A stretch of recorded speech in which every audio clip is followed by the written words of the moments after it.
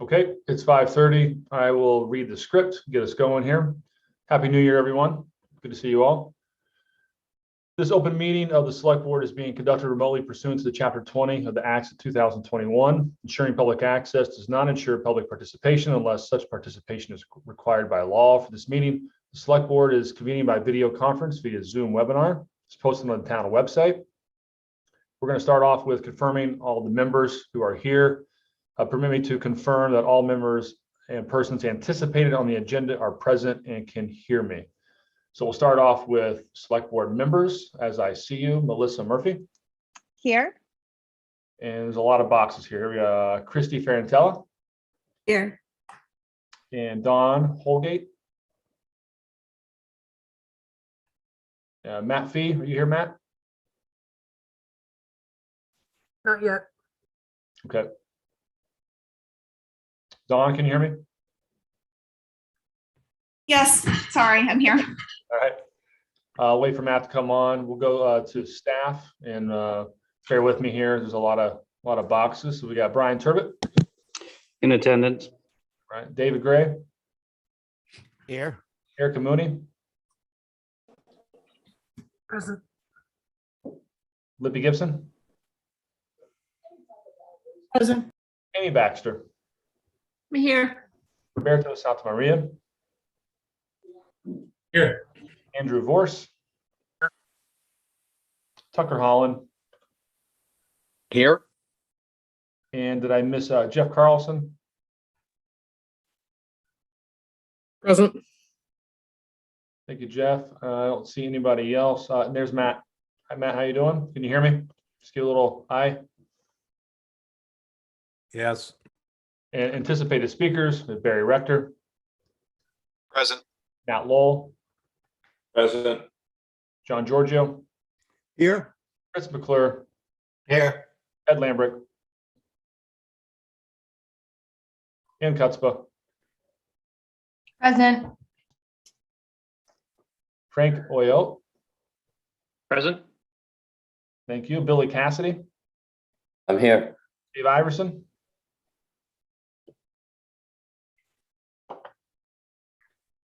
Here. Mr. Peter Brace, Here. Brooke Moore, Present. John Trudell, Here. Andy Lowell. And did I forget anybody? I don't see anybody else. Okay.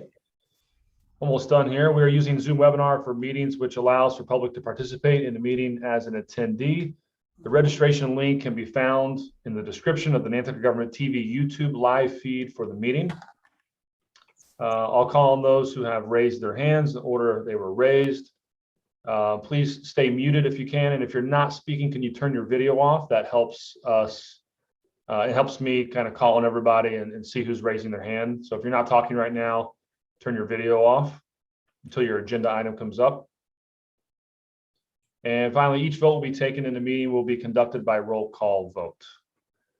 Thank you. Okay, let me switch this off.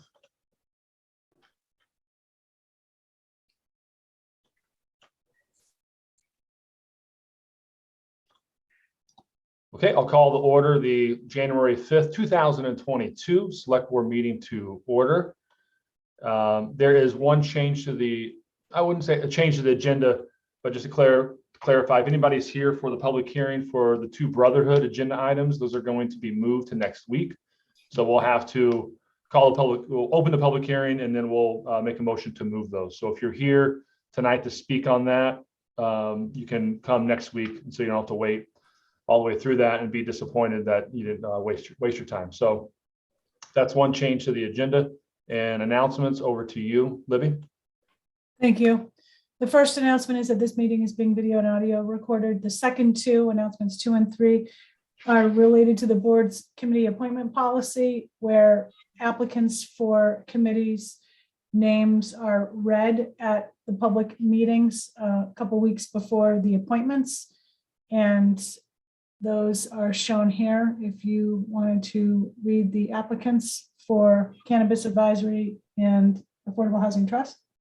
Yep, that's Ruth Tanico and Joseph Plandowski. And then for affordable housing, we have Meg Browers, Julian Kever, Tarji Cummings, Darcy Volpe, Ruth Tonico.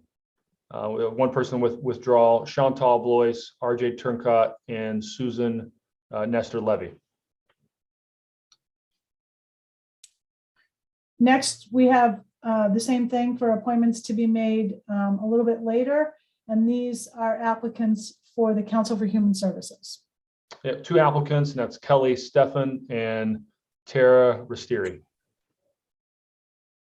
And that is it for general announcements. Okay, we have select board announcements and comments. I just wanted to open briefly with, this is our first select board meeting of the year, and just wanted to speak on and just be aware of, it's been a tough couple of years, and a lot of people are hurting. It's been very challenging. And so I just want to encourage fellow select board members, everybody on tonight, and all of those who participate in the functioning of this island community, this municipality, to kind of look through the lens of kindness, because whether you work, it's the hospital, the schools, if you're a parent, if you're a student, working in the town, the Health and Human Services, Roberto and his crew, everybody's been challenged to a high degree, and a lot of it hasn't gone away. Even if the pandemic stopped tomorrow, everybody has a lot on their plate that we're not used to. And I just think looking through the lens of kindness and patience, we're still going to have really tough conversations, and we're still going to dig into things. I just think it's been a tough year, and just to recognize that everybody's going through something, and keeping that in the back of our minds when we're engaging with each other. So I just wanted to open with that. And any other board members like to say anything?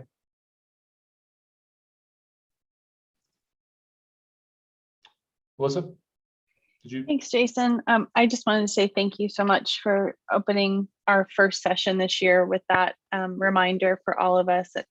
A giant thank you to everybody involved in any kind of public service right now. I know everyone is working really hard, and this is going to be a challenging year, at least a challenging start to the year, but I'm excited. I think we've got a lot of great things going on. So here's to 2022. Thank you, Melissa. Okay, next agenda item is a follow-up comments from prior select board meetings. We put this on this last year to, when there's a public comment, to respond to it if there's some clarification, or just to kind of answer some questions, because usually in public comment, we don't discuss anything because it's not on the agenda. Tucker, were you going to address that? Thanks very much, Jason, and I echo Melissa. Thank you for those opening remarks. Yeah, this is just an opportunity to follow up on some thoughtful comments that were made at the last select board meeting on December 15th regarding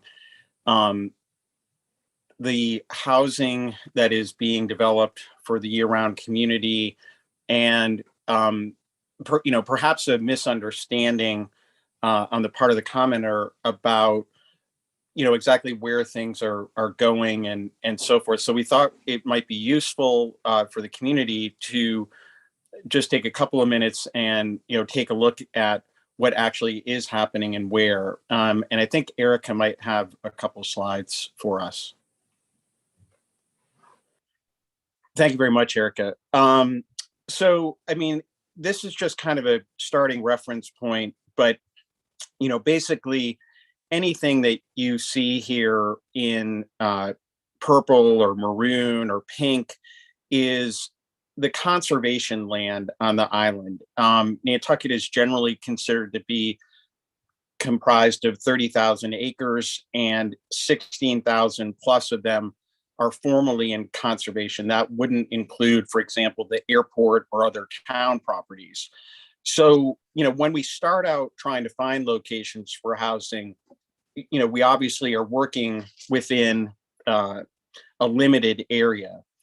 And when you take a look at this map, it suggests there essentially are let's say 3 or 4 areas where you could locate things sort of in the center part of the island, Nantucket, Sconset, possibly the Pulpus Wawinit area. And as a practical matter, when we talk about Nantucket as a potential location, or Sconset as a potential location, or Pulpus and Wawinit for that matter, you get into a couple of issues. One is simply zoning in those areas, which doesn't allow for more than 3 units on a particular property. Secondly, with limited resources for housing, we need to look at cost in all of these areas. And it just is the case that the cost, for example, in Nantucket is on average, if you look over the last 5 years, sort of trying to take out the anomaly of the pandemic, but the average price in Nantucket would be twice what it is in the Mid-Island. Sconset is an order of magnitude higher than that. Pulpus and Wawinit is 3 to 4 times what the average price was.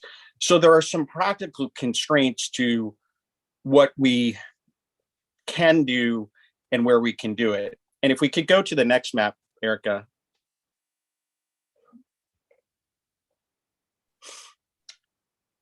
This is a summary of the efforts that are presently underway.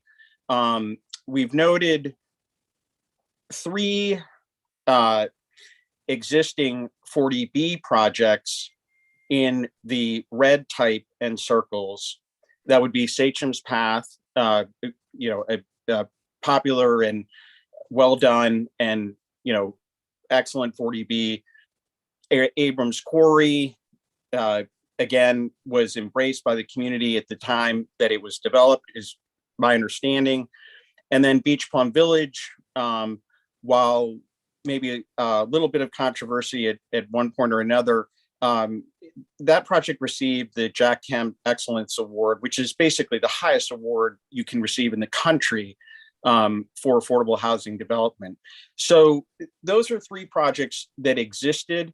And you can see by the scattered circles around the map, we have consciously tried to pick projects that are not necessarily all in the same area, quote unquote, but that are of appropriate scale and dispersed around this central zone of the island.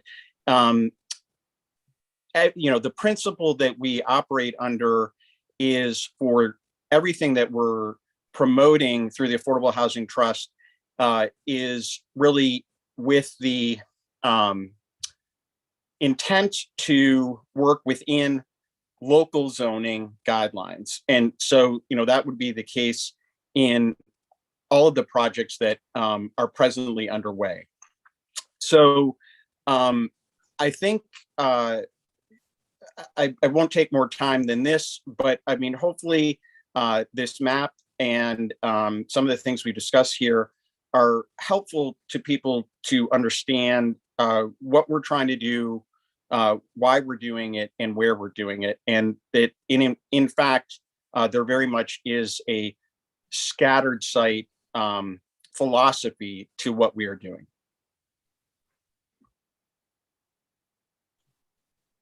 Thank you, Tucker. Appreciate that. Okay, now we'll move over to the public Just a comment. quick comment, Jason, if I can. Yep. Tucker, if you add a overlay on that and you show sea level rise and storm tide pathways and those other things, that's going to shrink that even further. That's a great point, Matt. And I will mention that in the evaluation criteria that came out of the Neighborhood First advisory committee process a couple of years ago, we consulted with the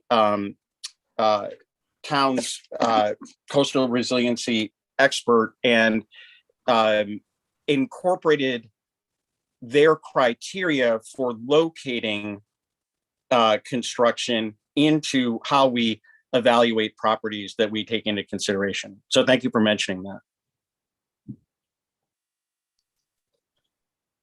Okay, we're going to open up the public comment to anything that's not on the agenda today. Go to Bert Balkan. Thank you, Chairman Bridges. This is a letter from the Nantucket Coastal Conservancy that we'd like to read into the record, and it's called A Wish for the New Year.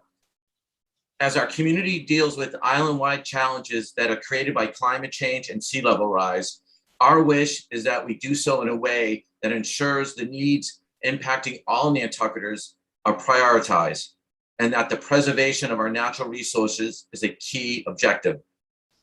These infrastructure projects, such as ferry, transportation, roads, sewers, drainage, and so forth, are prioritized in the recently completed island-wide coastal resiliency plan, developed over the last year by our Arcadis consulting team, working with the Coastal Resiliency Advisory Committee, town staff, and various community stakeholders. The reality is that the public infrastructure needs were evident long before the Arcadis report. It is time to recognize that erosion cannot be stopped. Both the proprietors and Mr. Flagg, the developer of the Baxter Road area, acknowledged back in the 1880s that the eroding Sankaty Bluff was moving and would continue to move. Unfortunately, dispute related to the Baxter Road has laid bare how the interests of the wealth and protection of the personal property have allowed them to come first before the needs of the island as a whole. The Select Board is attempting to portray the geotubes as a model of private-public partnership that would serve the community and as a demonstration of a pilot project for how the island can approach its needs for coastal resiliency measures. However, the continued hard armoring of a public beach in Sconset is in fact an example of how private interests have taken precedence over our critical infrastructure projects. Instead of the continued effort to save private homes under the guise of protecting the bluff, our wish for 2022 is the Select Board would instead lead Nantucket in the effort required to protect the infrastructure, historic downtown, and natural resources, which are the economic lifeblood of the island and which are necessary to enable Nantucketers to continue to live on the island for as long as possible.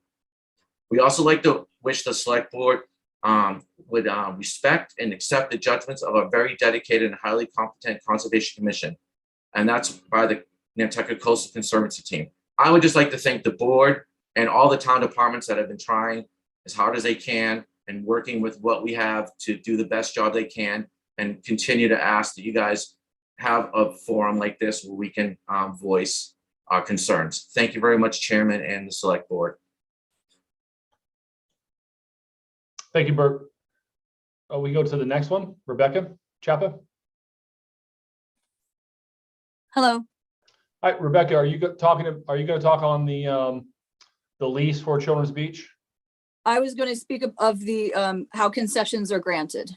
If you'd like me to, I can wait until that comes up. Yeah, I think it's going to be. Yeah, I think that's going to be related to then. And then, because if it's public comment, we can't really say anything back. And I'd rather do it on that one if that's okay. It's coming up in a couple minutes. Thank you. Okay, thank you. Next up, Campbell Sutton.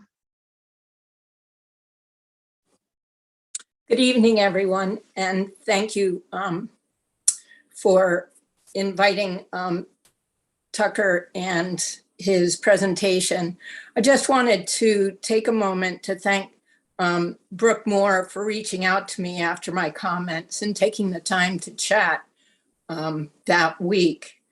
I now understand that the underlying intention of the article is being executed as intended, that the overarching idea of dispersing more globally, if you will, on the island has needed to be adjusted. So I really appreciate her taking the time to talk with me about that.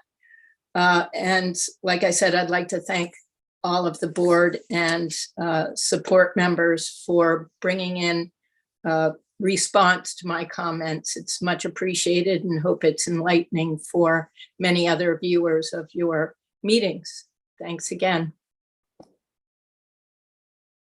Thank you, Campbell. Okay, I don't see any other public comment. COVID-19 update. Public Health Department.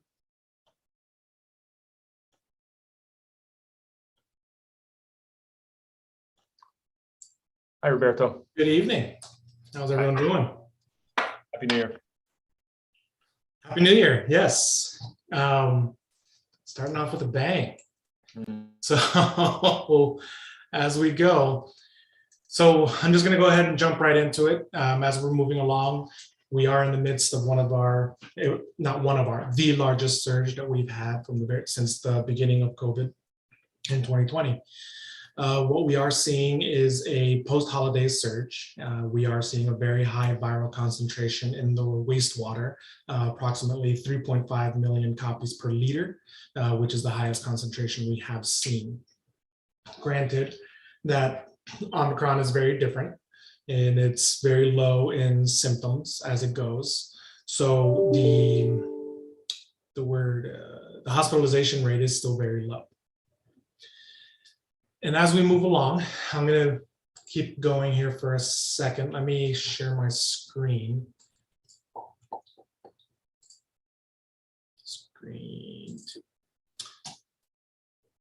So where we are right now, and I know it looks very bad. This was last week's sample right up here. So it's actually in a very tough situation. We are, and then when it says, oops. And then when it says 555 cases per day, we hit 51 today from today's sampling. So it's still pretty spot on. But again, with the Omicron surge, we are expecting high numbers. And it is also really important to understand this one. So we have 55 cases. Today in the state of Massachusetts, there were 27,612 cases, which means it's only 0.18% of all the cases in the state of Massachusetts. As awful as the 55 cases per day sound, with the low hospitalization rate among the vaccinated, with our high vaccination rate, we're doing very well. So what I'm trying to find here, when you look at our doses administered from the town of Nantucket's perspective, we have given 4,300 doses administered by the same 3 people on my staff. Heather, Barbara, or 4 people, Heather, Barbara, Nico, and Aaron have given these 4,000 doses. And then if this could drop a little bit. And then in the state of in the town of Nantucket as a whole, we have dosed approximately 11,433 people, which when you look at the population estimate, it brings us to about a 68% vaccination rate, which is very good. And why do I keep bringing that up is because this stupid thing keeps showing, go away.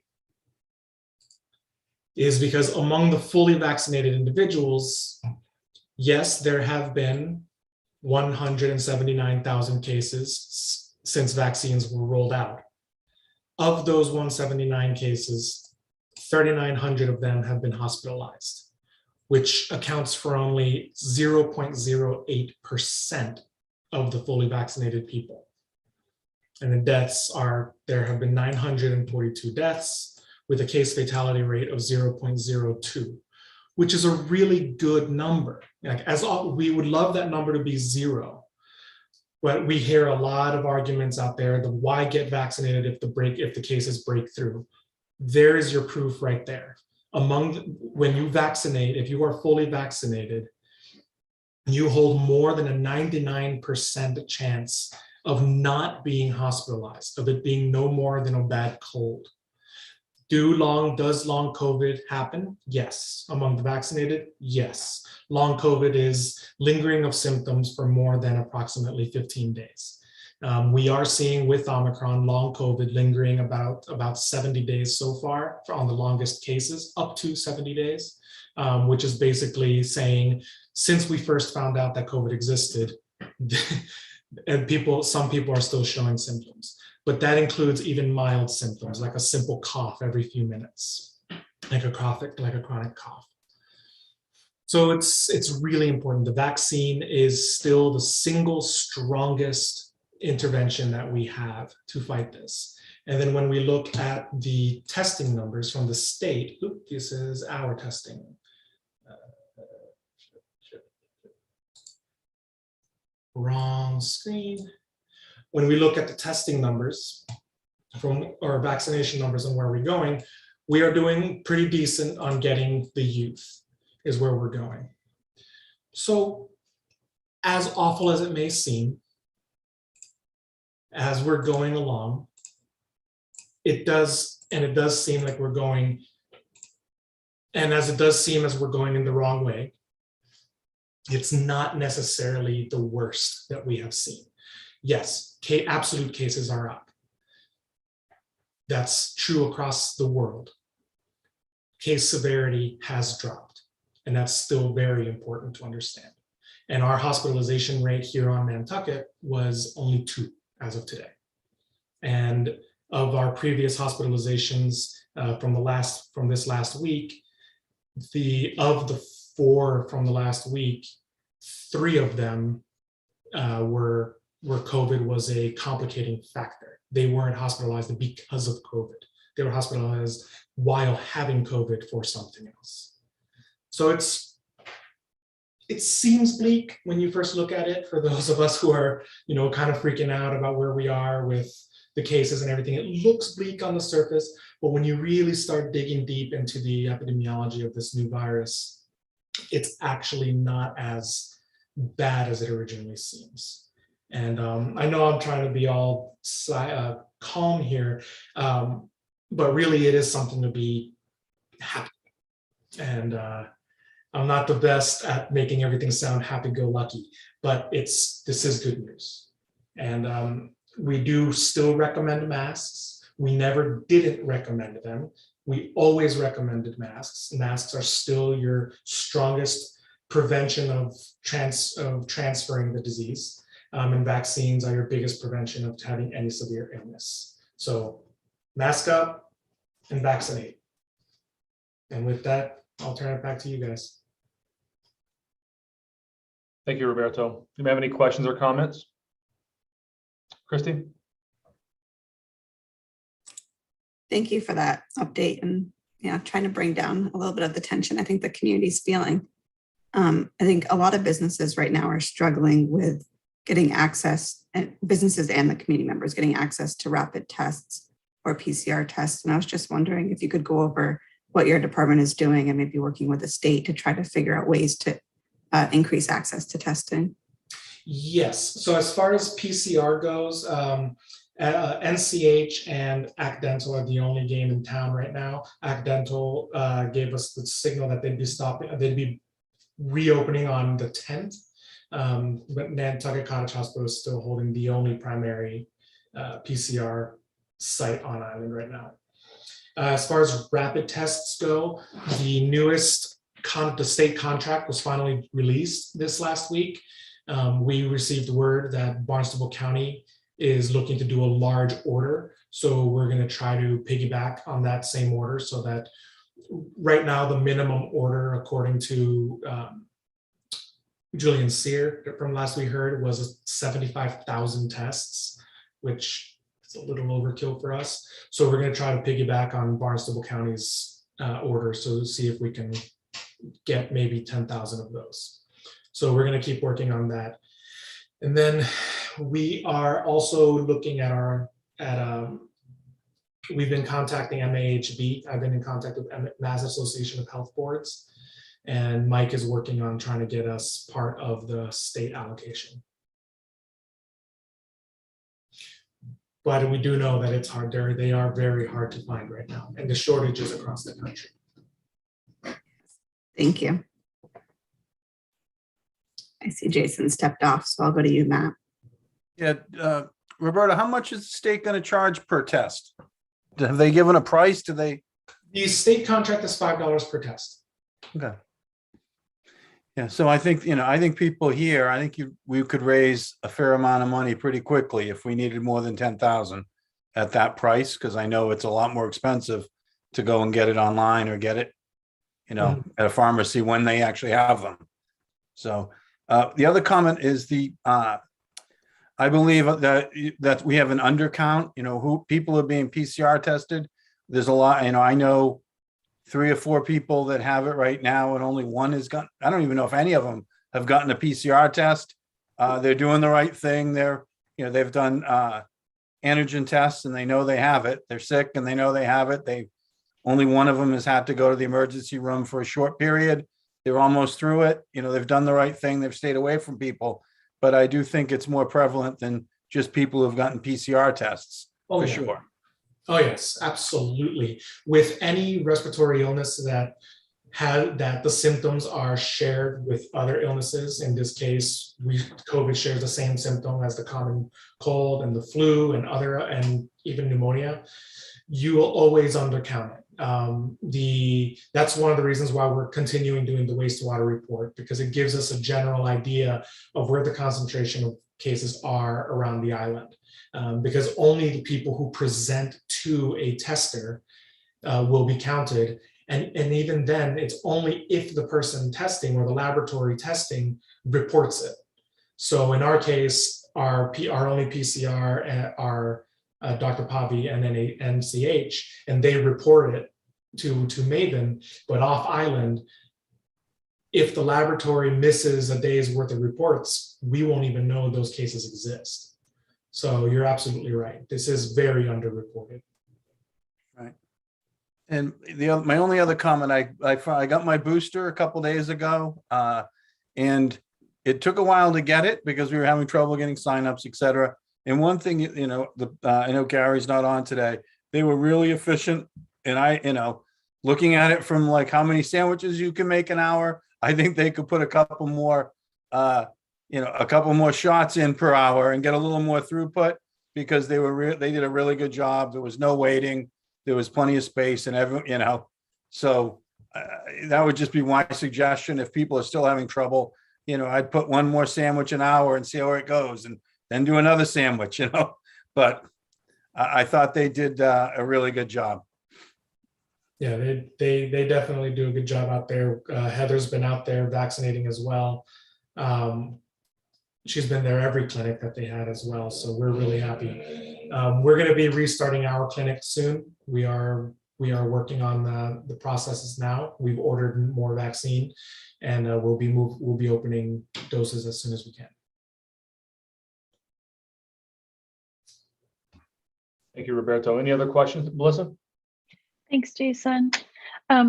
Through you, Roberto, how are the Island Home and any other congregate care settings like Homestead doing in terms of prevention cases, things like that? Because those are some of our most vulnerable population other than small children, right?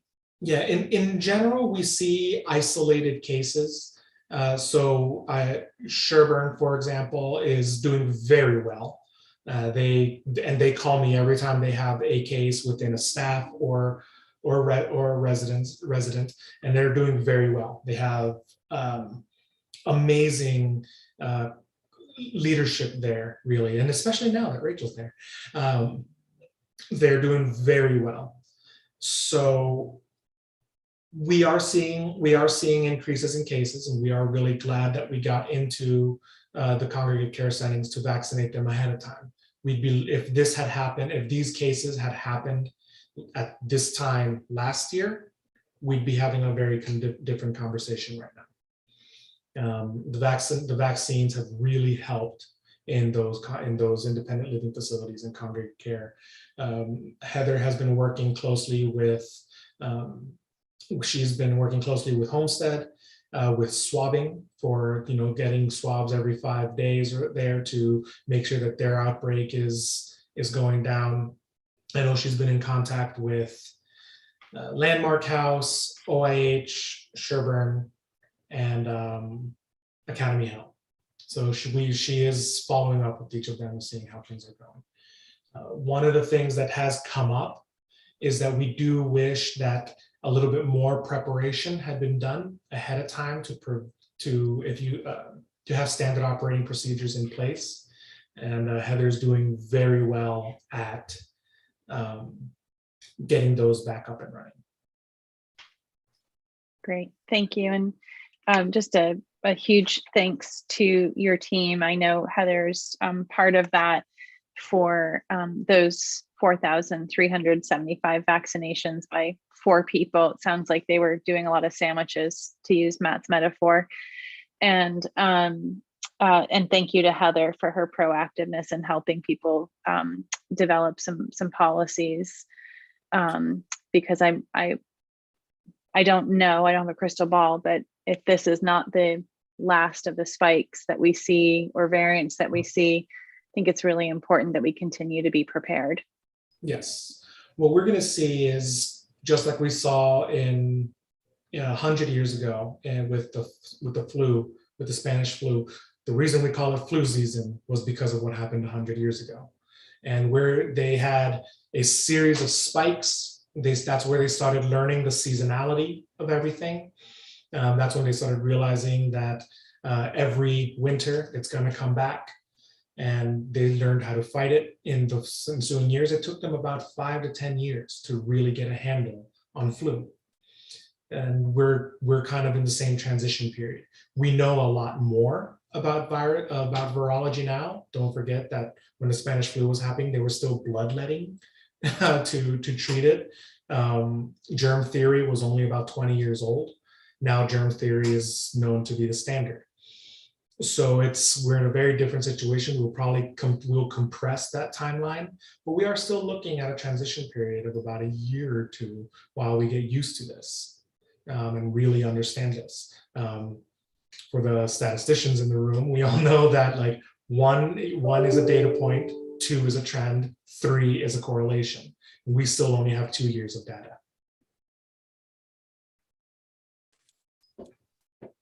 Thank you, Roberto.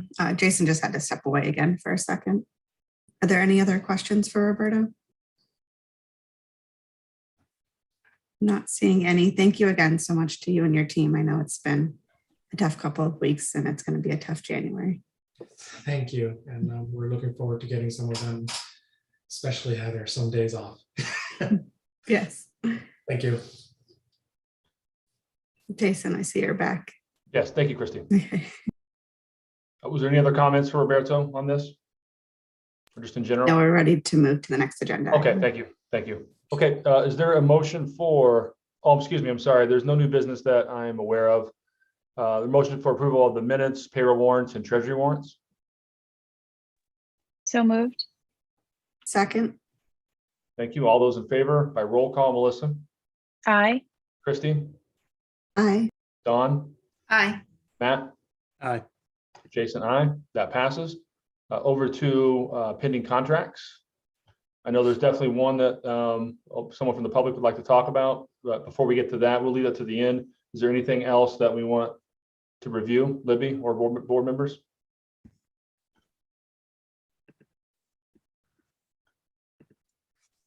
I didn't have anything in particular. I sometimes like to point out large contracts, and we do have a very large one on here for the sewer department. It is the extension of sewer down South Shore Road to the treatment plant for $2.9 million.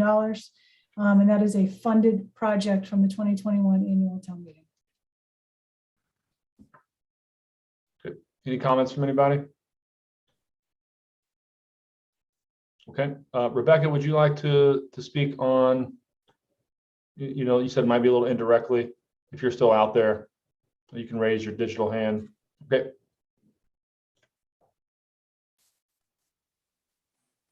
Thank you. Can you hear me? Yep, go ahead. Okay, great. Thank you for your time. I've been honored as the steward of Children's Beach for the past 5 years. And because I care so much, I felt that I should address, I just feel that the town should address how concession contracts are granted. As a point of clarification, I would like to ask if this was an IFB in chapter 30B, or was it a section 16 IFB? For Mr. real. Chairman, I'm sorry, am I to answer that now? Yeah, Sure. go ahead. Okay. I would turn this over to the procurement officer, Mr. Turbot, and I would note that we sent a pretty extensive email both to Ms. Chapa and the board yesterday addressing numerous questions that she had. That was made available to the press as well. Okay, I didn't know to ask that question yesterday. I really do appreciate the clarification on the process, because I was very confused, even having won the bid in 2017, between the difference for the Jetties Beach request for proposal, RFP, and the process of an invitation to bid for bid. And I was told that the IFB process was used for Children's Beach due to the historically low interest in the location. And as a result, that's the way it works, is the contract is awarded by town staff and solely by the highest monetary bid. So no business proposals or any comparative criteria considered, no input from the Board of Selectmen, no public comment or discussion. I would have saved myself a lot of work if I had understood that a little bit better. Maybe that was an oversight on my part. But I feel the process lacks transparency and offers no opportunity for input from the people for whom this concession at Children's Beach serves, whether it's mine or someone else's. And in 2021, Children's Beach did receive 3 bids, just like Jetties.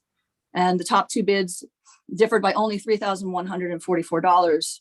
But both of those bids offered 3% of gross sales above $100,000. So to say the town could predict the revenues that they would come up with is somewhat implausible. So for money to be the only determination for our concessions, I think that's not fair, and that all concessions deserve to have the similar process, being that it's a little different than buying lumber. But I don't know, from my impression, it is the small fry don't get as much attention as the big fish in terms of the concessions. And I believe that the children that use Children's Beach deserve more than that. There were a lot of interesting, difficult parts of the packet that left me further confused. For example, the typo using the RFP language in the important date section that further confused the issue for me. Language regarding the award for bid seemed to me to be vague. And there was a whole chunk of the IFB that was very different than the one that I reviewed when I applied back in the day. So just more consistency, I think, would be helpful, as there was no Exhibit A with lease agreement terms, no determination of how much insurance would be needed, no scope of services, no operating hours, no general provisions or other concessionaires' obligations. I guess I just assumed that since I knew them, it would be okay.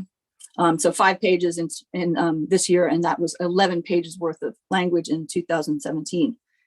The bid stated that Town of Nantucket encourages bids from qualified minority, disabled, or female-owned businesses, but there was no place to state this in the bid. I placed mine on the front of my business plan, but finding out that that wasn't even considered because it was an IFB is disappointing.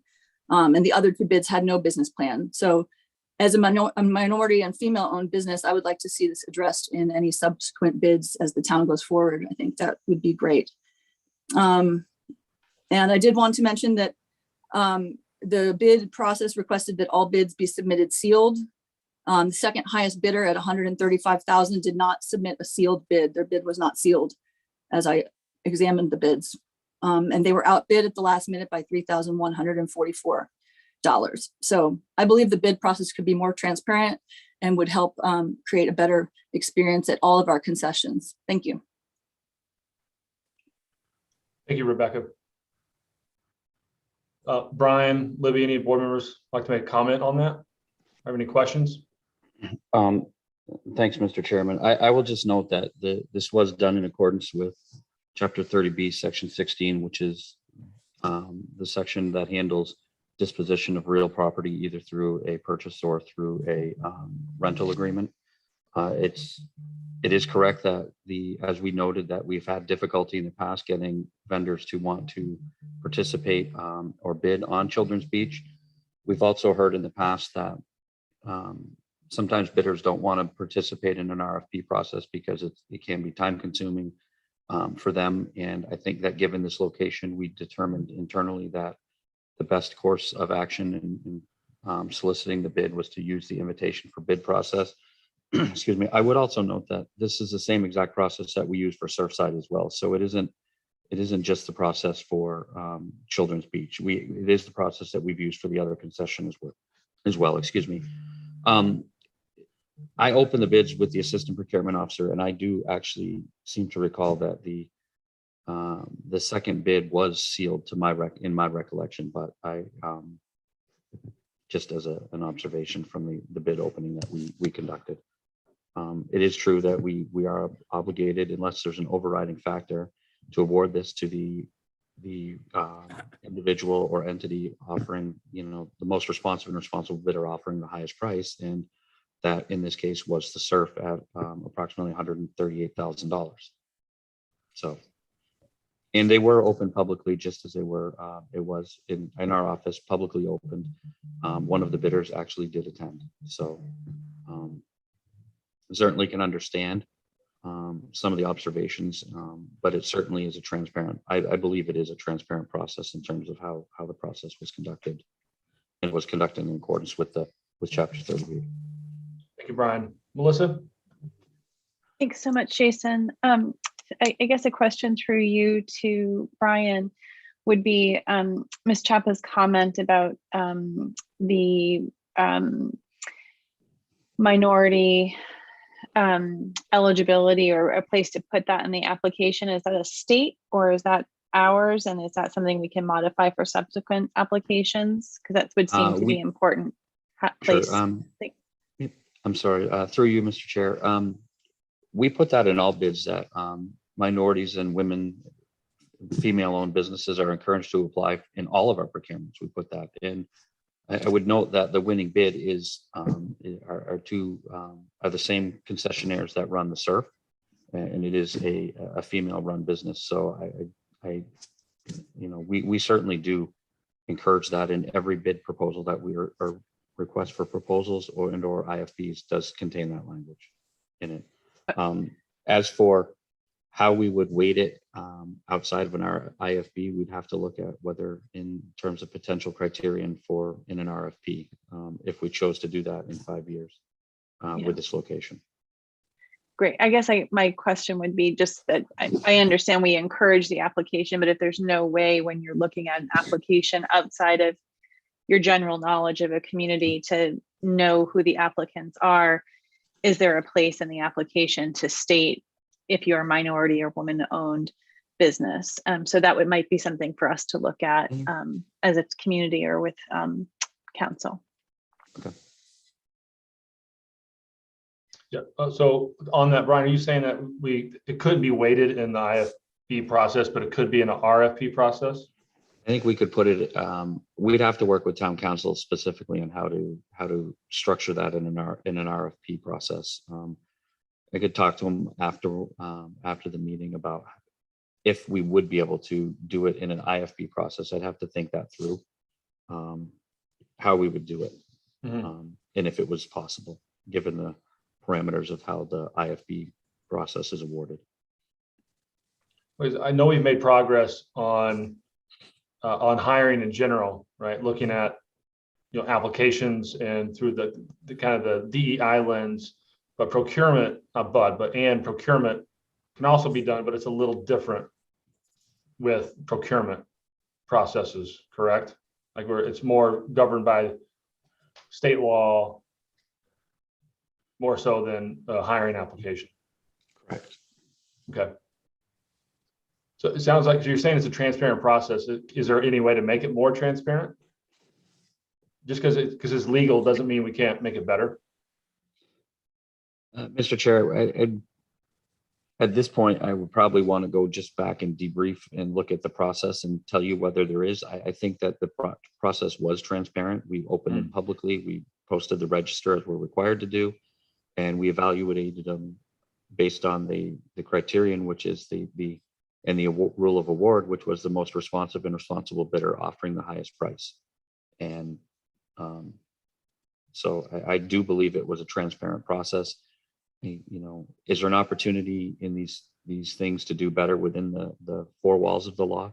I'm not going to say that we can't look at them and see if there's an opportunity to do something different, but I believe that we conducted a transparent process. Thank you, Brian. As a matter of fact, as a point of that, there was a question about the assets in the inventory list, and we did meet with the concessionaire and go over the list and issue an addendum to make clarifications for that, so that everybody, all the people who had pulled the IFB knew exactly what the asset list was that was part of the facility versus what the current concessionaire owns. So I think that, and we did a walkthrough too, so people could see the structure in the facility, so that they would certainly know what they were bidding on or bidding for when they did this. Thank you, Brian. Matt, did you have your hand up? Yeah, I think, I would likely have done the same thing you guys did. I think Rebecca's bid was a lot lower than the other two. I don't think that's at issue in my mind. I do think over my 20 years, the process has shifted. It used to be these things the various applications would all be in the packet, and then it would be discussed at a select board meeting, and it would be usually given at that meeting. And if there were questions or other things, those would come up. So I think part of what we're dealing with is that some of that stuff is, sort of not in the public process as it used to be. I think there's also some confusion with RFP versus, IFP or whatever. I think, we sometimes we award a bid and it doesn't have to be the highest, or how do we know how much they're going to do in business? We've had some different things over the last few awards.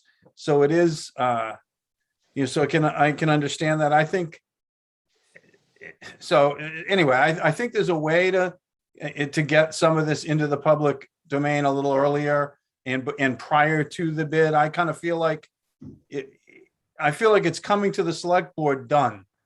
And that it's very difficult if we have a different opinion or a concern to address it at the point that we are at now. I agree with this one and I think it's great and et cetera. The other point that over time, what I've seen is these bids go up and then the uses and the uses increase and the, people have to do more and more. They have to add liquor, they have to add events to afford the rent that they're proposing. From a policy standpoint, I think that we should detail, as a board, what, board in a town, what we want, so that there's only so much that some place like this can handle. They should be doing at most 10% of their sales should go to their occupancy costs. And, and it was quite a bit more than that. It is quite a bit more than that. Now, maybe they'll do a different job and we'll see. But when you look at the response that we all received in red writing on email, and you look at the last sort of 8 years down there, I look at that and think something has to be different. Maybe we're expecting too much from that building. Maybe it should be different. And that discussion should happen prior to a bid where people, again, are bidding too much. And then we're in the same situation we were before. I would be willing to take, very little for that property if the people going in were upgrading it. If they were going in and bringing that place up to code, I'd take very little for the next 5 or 10 years. And as long as it doesn't turn into, a bar scene or doesn't turn into an event center or some other thing, and it remains a hamburger shack or some sort of family-friendly business, I'm willing to take less there. This isn't, to me, just about the money. And I know it is. I'm not saying it is for everybody else either. I'm not claiming that. But I think those discussions need to happen sort of prior and not after the fact. Too many times after the fact, we go, well, they had to do that because they're paying so much. So those are just, a couple things I thought about when looking at it. But I support the award. Thank you, Matt. Libby? I'm just going to comment, and Brian or town council could comment as well. The IFB process is is quite inflexible and very straightforward. The lowest responsive bidder must get the bid unless there is a problem with the process. So if the board wants to start getting involved in reviewing IFBs, then we are moving a little bit backwards from a centralized form of administrative functioning. An RFP is a bit different, and that is what we were using for jetties, and that involved the review committee and evaluation criteria and things like that. Also, I just wanted to comment that we actually had this internal discussion several times, many times, about Children's Beach. And just kind of what you're saying, Matt, is what do we want there? Because a big problem there is the condition of that facility and attempts over the last few years to appropriate funds to upgrade it. But bids and appropriations did not at all match. And if somebody is going to go in there and start upgrading that building, they're going to be paying a lot of money to do that, because it is over most likely $1 million to upgrade that building, with flood projections being what they are. And you can only do so much to the building before you trigger required upgrades like that. Which leads me to, we had this same discussion about jetties and the upgrades and the work that needs to be done and what we want there.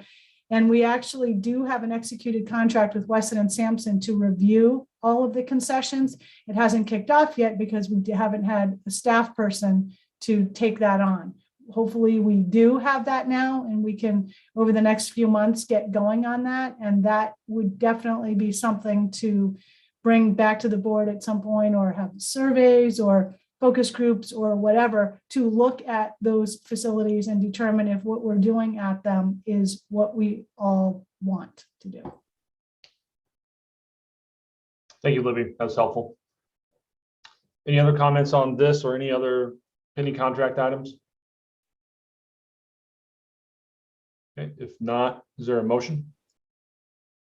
Move approval? Second. All those in favor, Melissa, Aye. Matt, Aye. Don, Aye. and Christie? Aye. Jason, aye. Those pass. Okay. Jason, can I just make a quick follow-up comment? of course. I just want to thank Ms. Chapa for coming on and highlighting some of these issues in the process. And I am excited for the Weston and Sampson process to start, because I am curious if an IFB is the right thing for something like Children's Beach at this point, where it has such various, a variety of physical needs competing with our policy objectives of, having family-friendly, safe space for residents and visitors to enjoy. So it may just be that process we've outgrown that for that particular area, but I'm excited to get it working, and I want to thank her for her comments. Thank you. Well said. Okay, consent items, gift acceptance, Our Island Home, Fire Department, Human Services, Salt Marsh Center. Their motion? Motion to approve and send a letter of thanks. Second. Thank you. By roll call, all those in favor, Melissa, Aye. Don, Aye. Christie, Aye. Matt, Aye. Jason, aye. That passes unanimously. Citizen Department request. Joint meeting with the planning board to introduce candidates pursuant to select board committee appointment policy. Joint vote on appointment to fill one planning board vacancy in. If the planning board would like to call itself to order, and then I'll just briefly go through a couple little things. Thank you, Jason. John Trudell, the planning board. I'd like to call to order the joint meeting of the Nantucket Planning Board and Select Board for the purpose of discussing and voting for the one open seat for a full planning board member vacated by the late Judith Wagner for the interim period from now until the general election can take place in May of 2022. With that, I'd like to identify the members that are present by roll call. Say aye or here. Nat Lowell. Here. Dave Iverson. Here. Fritz McClure. Here. And myself, obviously here. And I see alternate David Callahan, one of the applicants. David?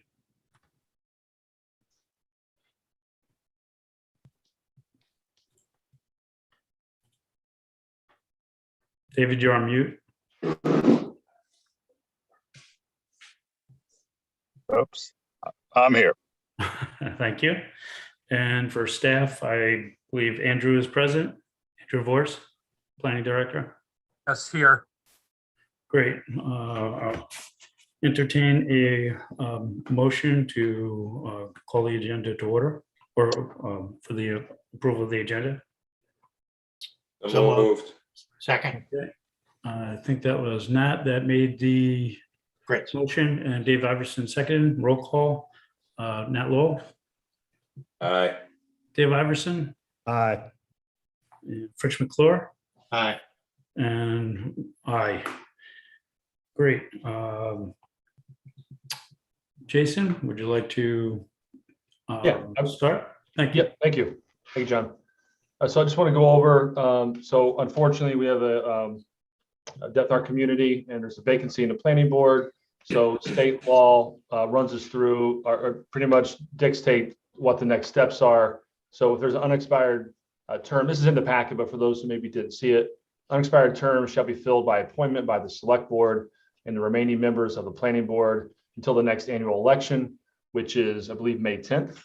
I believe there was some communication that went out in the media that this would be a 3-year term. That's not true. This would be to May 10th of the election. So 4.5 months, at which time such office shall be filled at an election for the remainder of the next term. So planning board vacancy, it was advertised for 2 weeks. We went through all those steps and so I'm just going kind of through it here.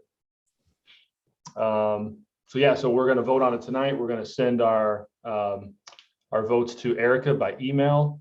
But before we get into that, I was going to offer 2 candidates to speak. And before that, Erica, is there anything that I missed that you wanted to review or update us on? No, I think you have it all together and both candidates are present and we'll have the opportunity to review their applications. Okay. Barry or David, would you like to, sorry, John? Mr. Chair, I'm sorry. I just wanted to make sure it's clarified that Erica will read the names of each of the members of the select board and the planning board and how they voted. Yep. Correct.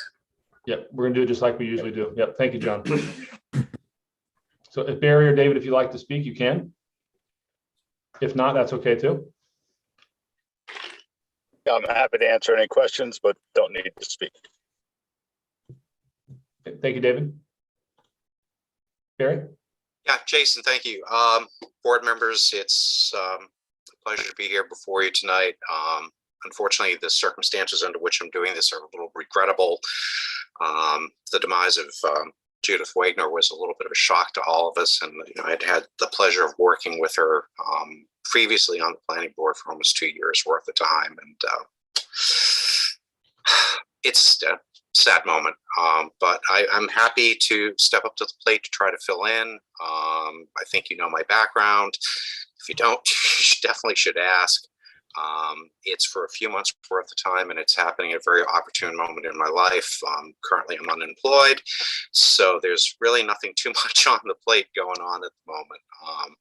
So I'd welcome the opportunity to be able to fill the position for the few short months worth of time that's there and be able to contribute back to the board and the town. If you have any questions, I'd love to hear from you and hopefully you'll consider me as a candidate for that position. Thank you. Thank you, Barry. Any questions or comments from the select board or planning board? John, is there anything you wanted to? No, I'll open it up to any of my members if they have any questions. I think we know the 2 applicants really well from not only past experience, but also the current situation. So if there's anyone on the board that has a question, please feel free to go through Chairperson Bridges. With that, I don't see any. Jason, take it away. Okay. All right. Are we ready to vote? Everybody can email Erica her votes and she'll read them off. Okay.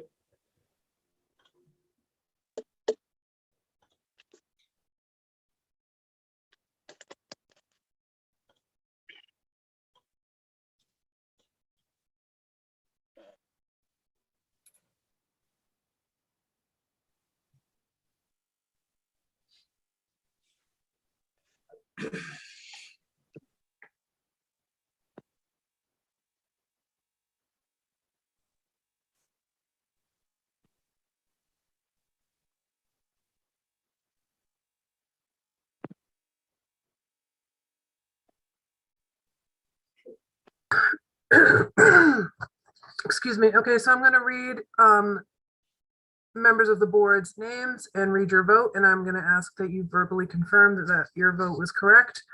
Chair Bridges, Barry Rector. That's correct.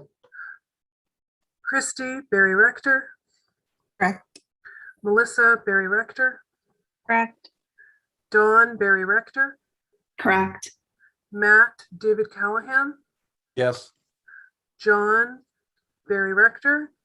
Correct. Dave, Barry Rector. Correct. Nat, Barry Rector. Correct. Fritz, David Callahan. Fritz? Yes, I'm Okay. sorry. Yes. Thank you. So that is, let's see, 7-2 vote in favor of Barry filling the vacancy. And David will remain as the planning board alternate. Thank you both. Thank you. Thank you both for applying. John, is there anything you need to do or say before you adjourn? Yeah, I just would like to say both are extremely well qualified, and I'm happy that we're actually going to retain both in the capacity on the board, one as the interim full member for the next 4 months, and David as the alternate. And I would really like to thank both of them for stepping up, and I'm looking forward to the application for the full term from both in May. But thank you very much. And I think unless any of the other members would like to say something, at that point, I suggest that we, unless there's something else for you that you want to comment on, Jason, then we would need a motion to adjourn. But I'll open it up. Any other members wanted to say something? No? Okay. So from the planning board, I would entertain a motion to adjourn. Make a motion. I make a motion to adjourn. Second. All right. Motion's been made by Nat, seconded by Dave. Roll call, please. Nat? Aye. Dave? Aye. Fritz? Aye. And chairperson, aye. Thank you all. Oh, Erica, yes. I was just going to note, I'm sure Barry remembers the drill, but you will need to go to the town clerk to get sworn in before you can do any official capacity for the planning board. And you will be receiving an official letter. Thank you. Thank you all. Thank you. Thank you, Thank Eric. you all. Thank you, Jason. And with that, I guess we are adjourned. Barry actually has his hand raised. Yep, I was getting there. Thank Okay. you, John. Barry, go ahead. Great. Thank you, Erica, for the reminder. I know I'll probably have to give them a call because I understand the building's a little bit locked up at the moment, but I'll make sure that happens. Just want to thank all of you as well, too. It'll be a pleasure to come back. And even though David didn't make it, I'm glad he put his hat into the ring, and I'm looking forward to working with him as well, too. So thank you, everyone. Thanks, Barry. Okay, the next item, Affordable Housing Trust request for approval of additional funding for construction of Housing Nantucket affordable housing project at 31 Fairgrounds Road. We have Tucker Holland here to walk us through this. Thank you very much, Mr. Chair and members of the board. I will mention that Ann Kuspa, the Executive Director of Housing Nantucket, is with us, as well as Billy Cassidy, who is the builder developer for the project. So as the board is familiar, this is a 22 rental apartment project at 31 Fairgrounds Road, where all 22 units are income restricted. 25% or more are at the 80% AMI or less level. So all units are included on our subsidized housing inventory currently and are contributing to the current period of safe harbor that we are in. this is a project that, really began about a year and a half ago. And I think the board is familiar that construction costs during the pandemic have increased significantly. And that applies here. This is a modular construction project. And what Housing Nantucket had come to the Affordable Housing Trust as the project sponsor for in the weeks at the end of 2021 was for a grant of $2.26 million to fully fund the project to completion. The original construction cost, which is being provided in the form of a loan to the project, was $6.75 million. And the additional funds were really broken down into three areas. There was $810,000 that was attributed to just simply inflationary or increased construction costs, really, as I described, experienced to anyone doing a construction project during the pandemic. There were some additional funds, $856,000, that were being sought really as a result of some changes to the overall design that came through the HDC process, as well as some refinement in apartment size and so forth. I think that everyone involved with the project would readily state that the design that has come out of the HDC process is truly special. And this is going to be a very good looking project. In addition, Housing Nantucket had sought $600,000 in support for potentially solar arrays at the project, which would bring the project to net zero. The trust discussed this in detail on December 14th and is making the following recommendation. We are recommending a grant with respect to the $810,000 associated with the inflationary or increased construction costs that really are beyond anyone's control. And we are recommending the $856,000 due to the design changes, initially be in the form of a loan, which would basically start accruing interest following the repayment of the original $6.75 million. But the trust is open to potentially making that a forgivable loan if certain performance criteria are met. Those performance criteria actually have not been completely defined yet, but the concept that it is a loan that potentially could be forgivable is agreeable to all parties. In addition, rather than the $600,000 being sought for the solar arrays, the trust is recommending a $100,000 loan similar to the $856,000 loan that would allow, during the modular construction process and the installation of infrastructure at the site, to equip this site to be able to accommodate the solar plans, if you will. But the trust would like more information, would like to make sure that that all grants and other forms of subsidy that are out there for that sort of thing have been evaluated and exhausted. And frankly, it also, they would want to know that the HDC was on board with solar at that site as well. So the bulk of those funds are not being recommended at this point, although we wouldn't want to miss the opportunity to potentially include that. So the recommended financial support here is $1.766 million.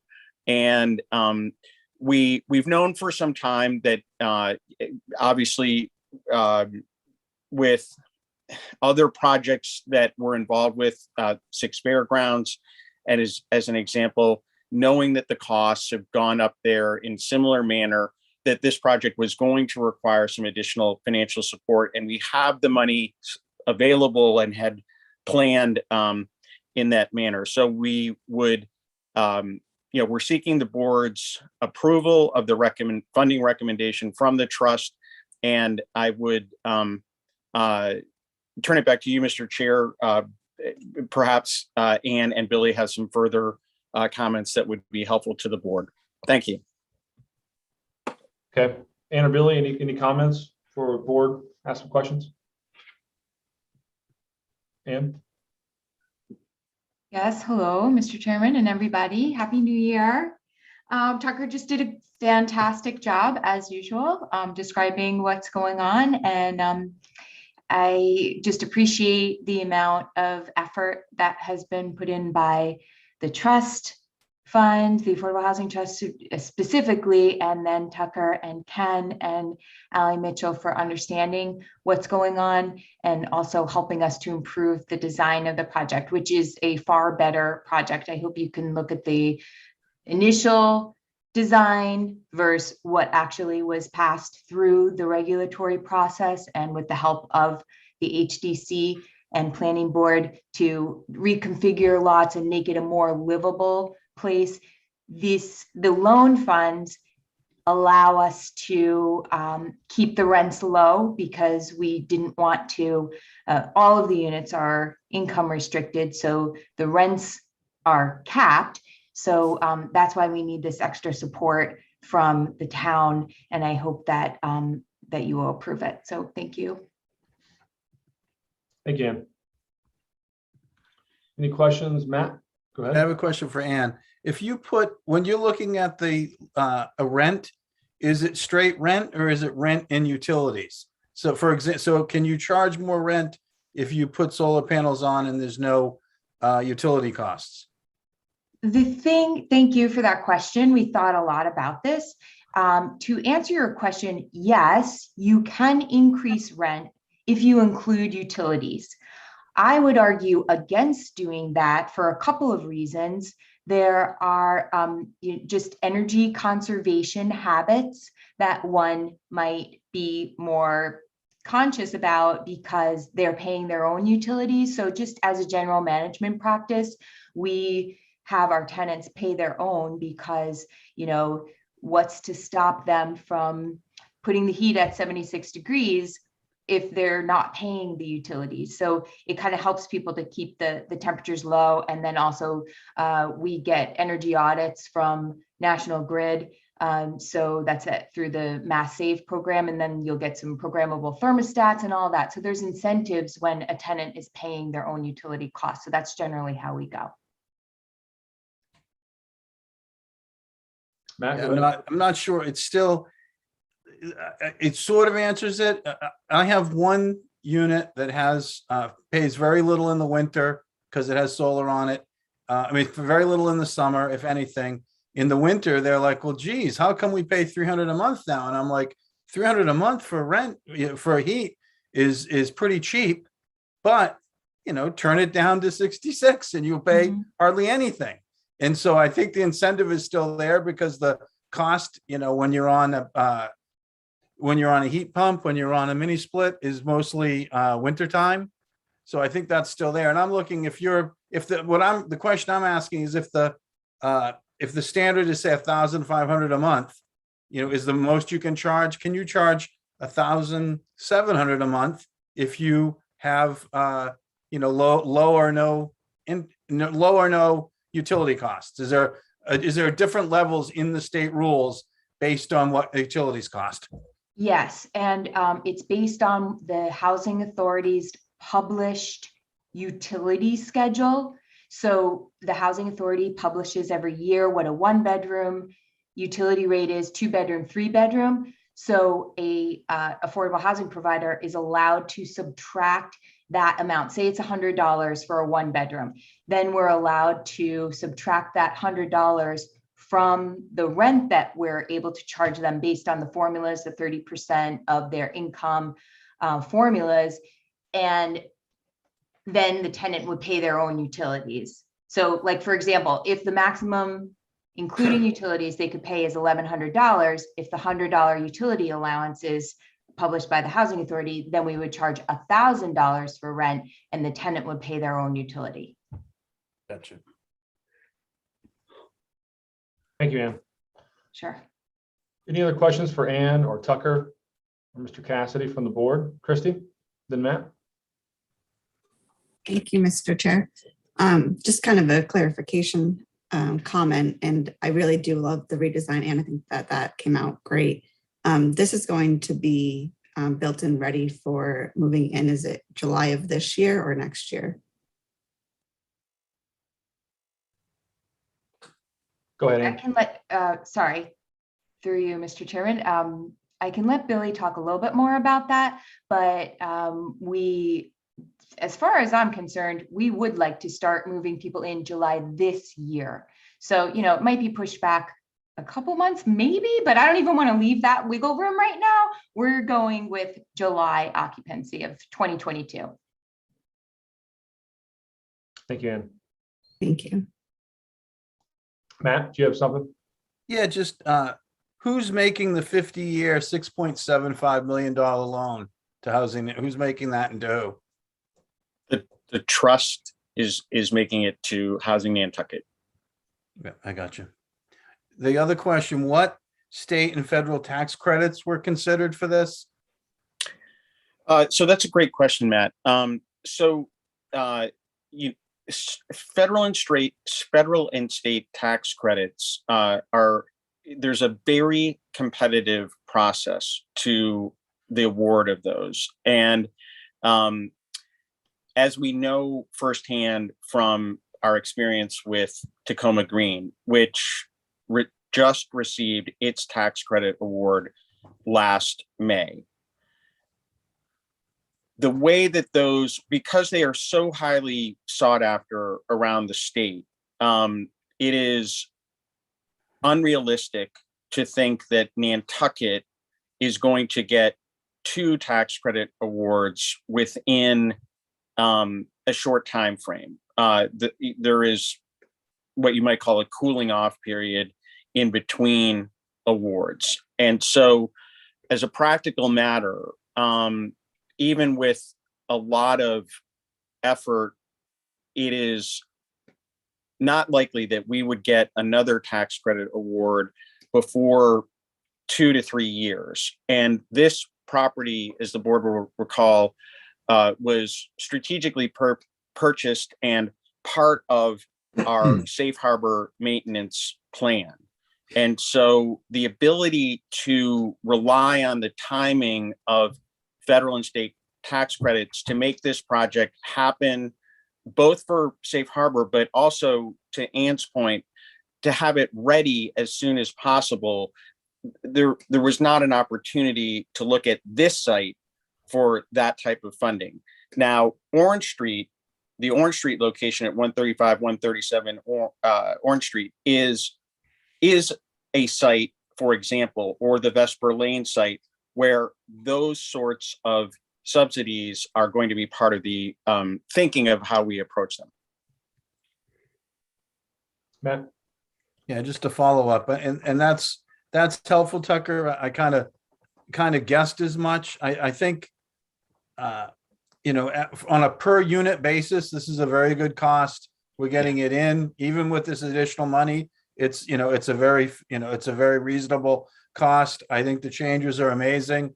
I do think we have to start thinking more like a developer. We need to develop, if we have to do a lot of these, we have to think about, as like a developer, how can we leverage limited dollars and turn it into more dollars?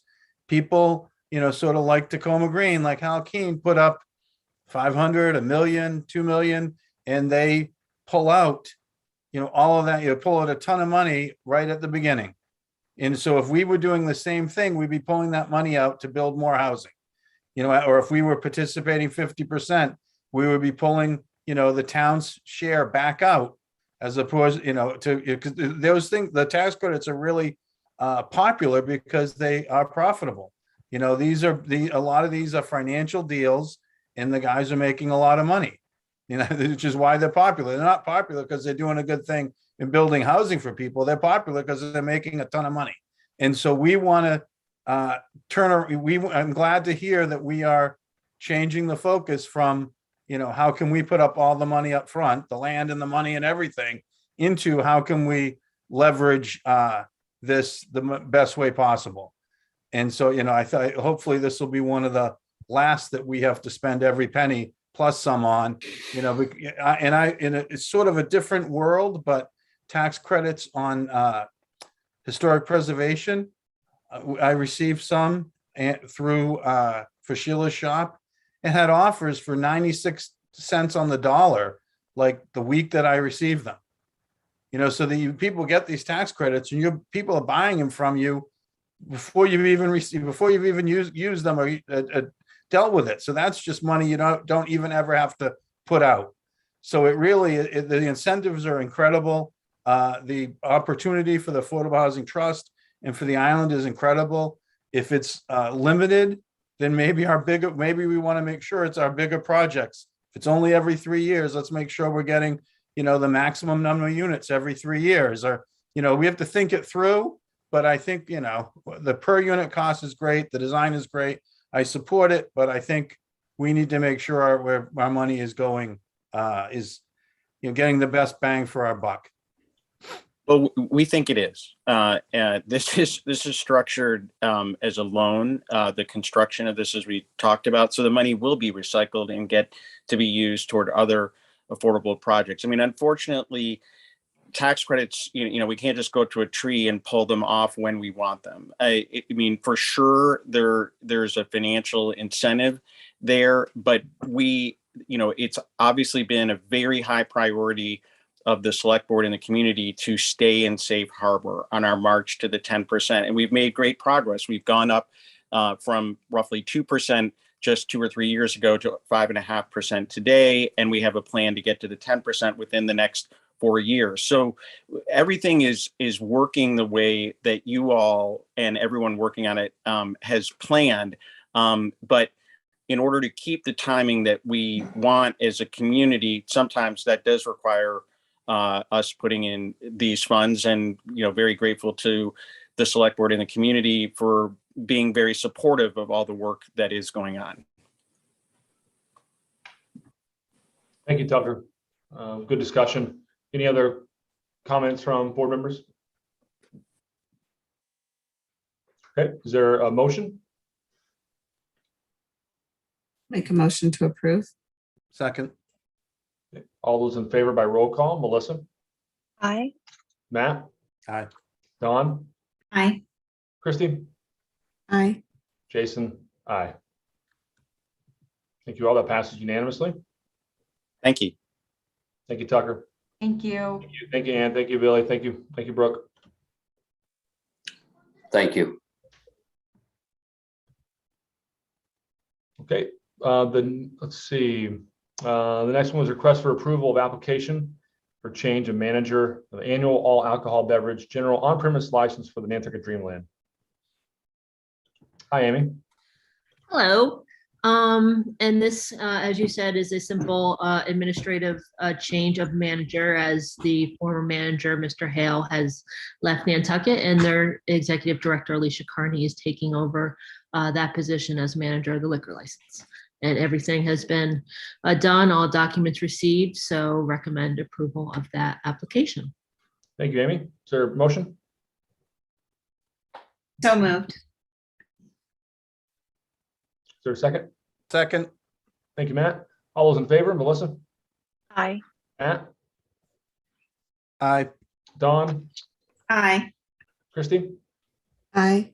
Jason, aye. That passes unanimously. And the next one, Amy, is request for reaffirmation of application of change of manager for annual all alcohol beverage for the Veterans Club. What am I looking at here? Oh, for the VFW. Yes. Yeah, this takes a little more explanation. So we did the change of manager originally in 2020, I think, December 2020. and it was approved, and the ABCC sent it back in January asking for some additional changes in their officers, some other financial documents and such. And so we received those recently, and all the updated required by the ABCC. So it just requires you to affirm that we have indeed received that and are approving this application to move forward to the ABCC for reconsideration. Thank you, Amy. Any questions or comments? If not, is there a motion? Move approval. Second. Thank you. All those in favor by roll call, Melissa, Aye. Matt, Aye. Don, Aye. Christie, Aye. and Jason, that passes unanimously. Thank you, Amy. Thank you. Okay, the next two are public hearings.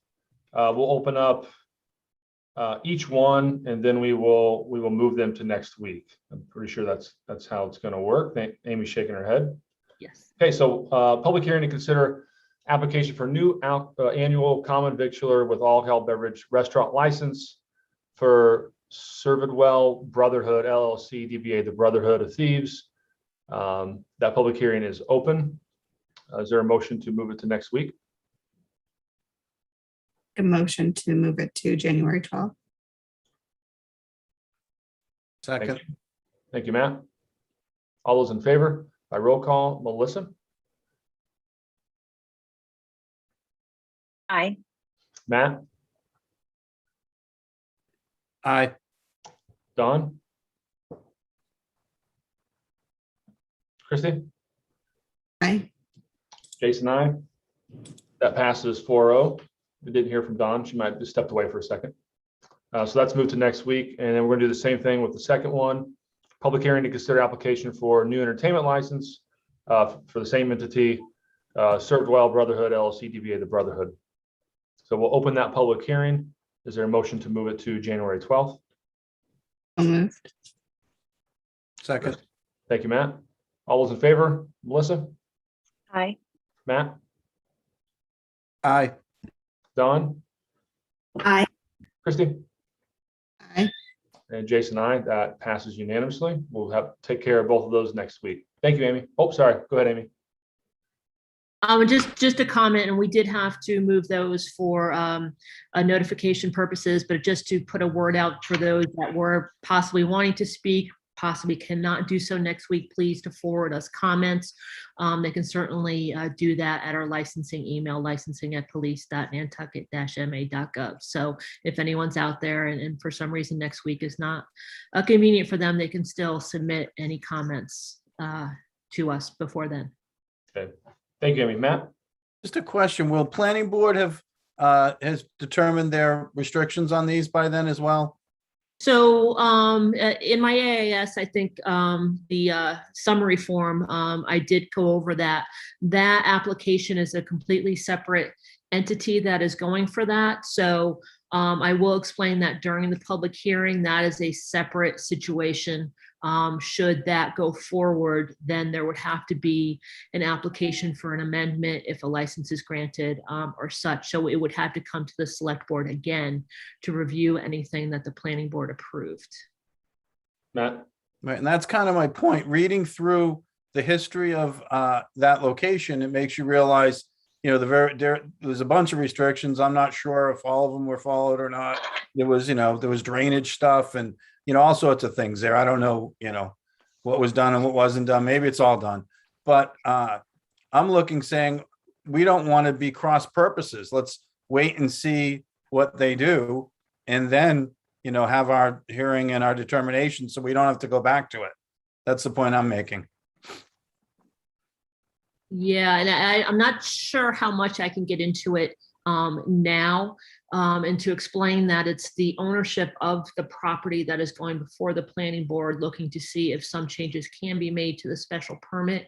That's a separate LLC than the organization or the LLC looking to run the restaurant as it had been run. Certainly things have been done previously that might have been in violation of those special permits, but it's a separate entity Without getting into too much detail, that's why we actually have to take action on this application. By law, we have 30 days to take action on an application like this. And that before the planning board, again, is a separate LLC. And they are under the understanding that if it doesn't go through, it is to operate the way it is now.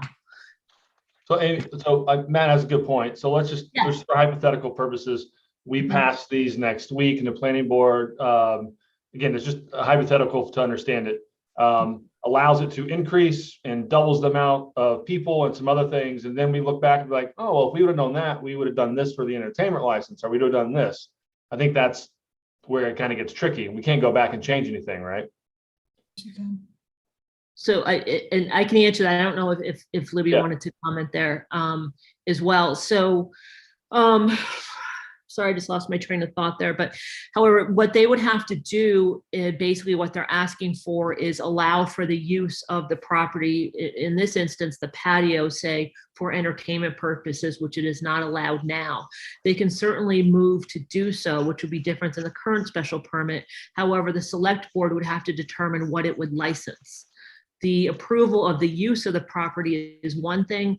However, the licensing is a separate issue. You certainly can't go in now if they say no entertainment is allowed per use on that location, say, oh, we're going to let them have live entertainment. You couldn't do that. However, if they do approve that that property can be used for such a purpose, you can choose not to license it for live entertainment. So stricter, as we often do. Hopefully I'm explaining that correctly. Yeah, so we have another look at it if anything significant. Yes, and we've been going through this for 9-10 months now. So, and I've certainly hopefully put all that information in the packet, the history of special permits, and can explain that as we go through it. Okay, thank you. Amy, did you have anything? Are we okay? All right. Are we okay here? We move on. Good. Matt, you good? Yeah, I just don't want to be working cross purposes, and I don't want it to be like my kids asking which parent, going to the parent that's going to give them what they want, and then going back to the other one saying, see, mom said it's okay. I just want to make sure we don't put ourselves in that situation. That's all. Okay, thank you. Agreed. Thank you, Amy. Okay, so we're on to public hearing regarding proposal of FY 2023 general fund budget. We'll open that public hearing. We went through this a couple different times. Now it's a public hearing for anybody in the public who would like. Sorry, Jason. Did I miss something?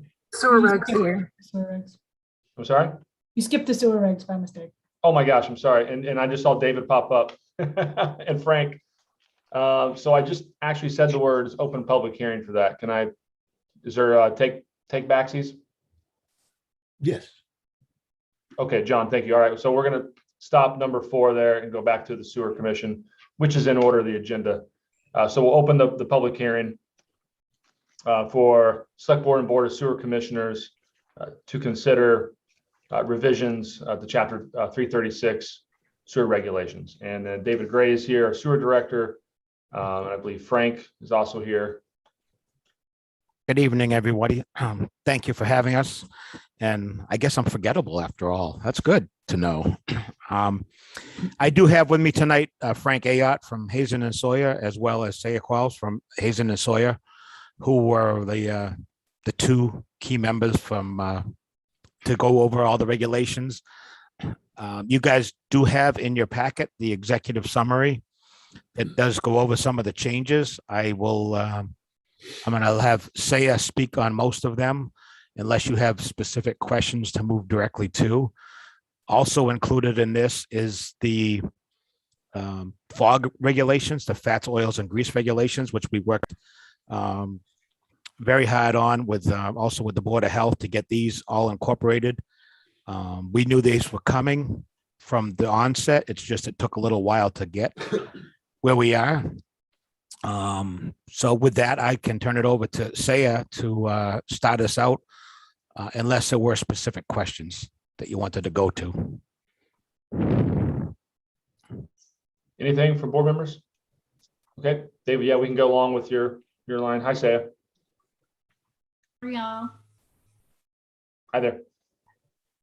Just giving folks a little bit of history on the regulations themselves. A couple of years ago, we significantly revised the sewer regulations. At that time, we left a placeholder for the fat, oil, and grease regulations. In the intervening time, we did a study for the city or for the town and looked at other regulations from other communities, and then developed some draft regulations, which have since been incorporated into the regulations as Article 4. It's really important to have a good, robust fats, oil, and grease program because it protects your sewers, it protects your plant, and it also protects the environment.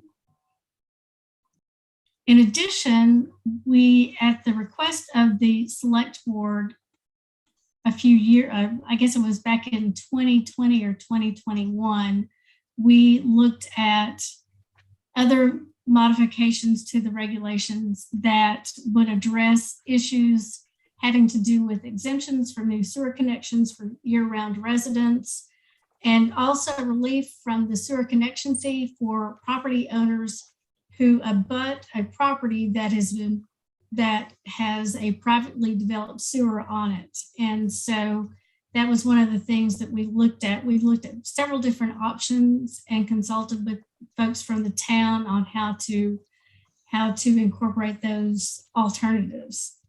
We determined that the best course of action with respect to the private sewer extension would be to require developers to cover either all or a portion of the sewer connection fees for those adjacent properties that would now be subject to the fee. We made changes to the regulations that would allow that to happen. And in addition to that, we made additional or recommended clarifying language in other areas of the articles as well. And I can read through those here. Some of them are more cleaning up language, replacing town meeting with select board, and then also to include references specifically to the Nantucket Sewer Act. We made revisions to section 336-2 to clarify when, in fact, a new sewer is accepted by the town and when it would be available to those abutting properties. That was another important clarification that we needed to make. Additionally, we made revisions related to sewer main extensions and how those would be accepted. That's in 336-2, paragraph Q. We added articles or exhibits to the articles that would get into specific procedures for accepting sewers. And as a result of that, we had to renumerate some of the existing articles that were or exhibits to the articles. Finally, we looked at making changes that would clarify how easements would be required from those abutting properties to sewer main extensions. We also, where I spoke earlier about requiring the developers to pay a portion of the sewer service connection fee, with those portions to be determined by the select board. So we would have whatever that portion would be added to Article 2, Exhibit 1 of the revisions that we're making. We also deleted the language pertaining to the sewer capacity fee policy because that has been superseded by actual regulations. We updated Article 2, Exhibit 6 to include the December 2020 revisions to the policy for sewer fee waiver requests. And finally, we added all of the regulations pertaining to fats, oils, and greases. Thank you, Sam. Any comments or questions there?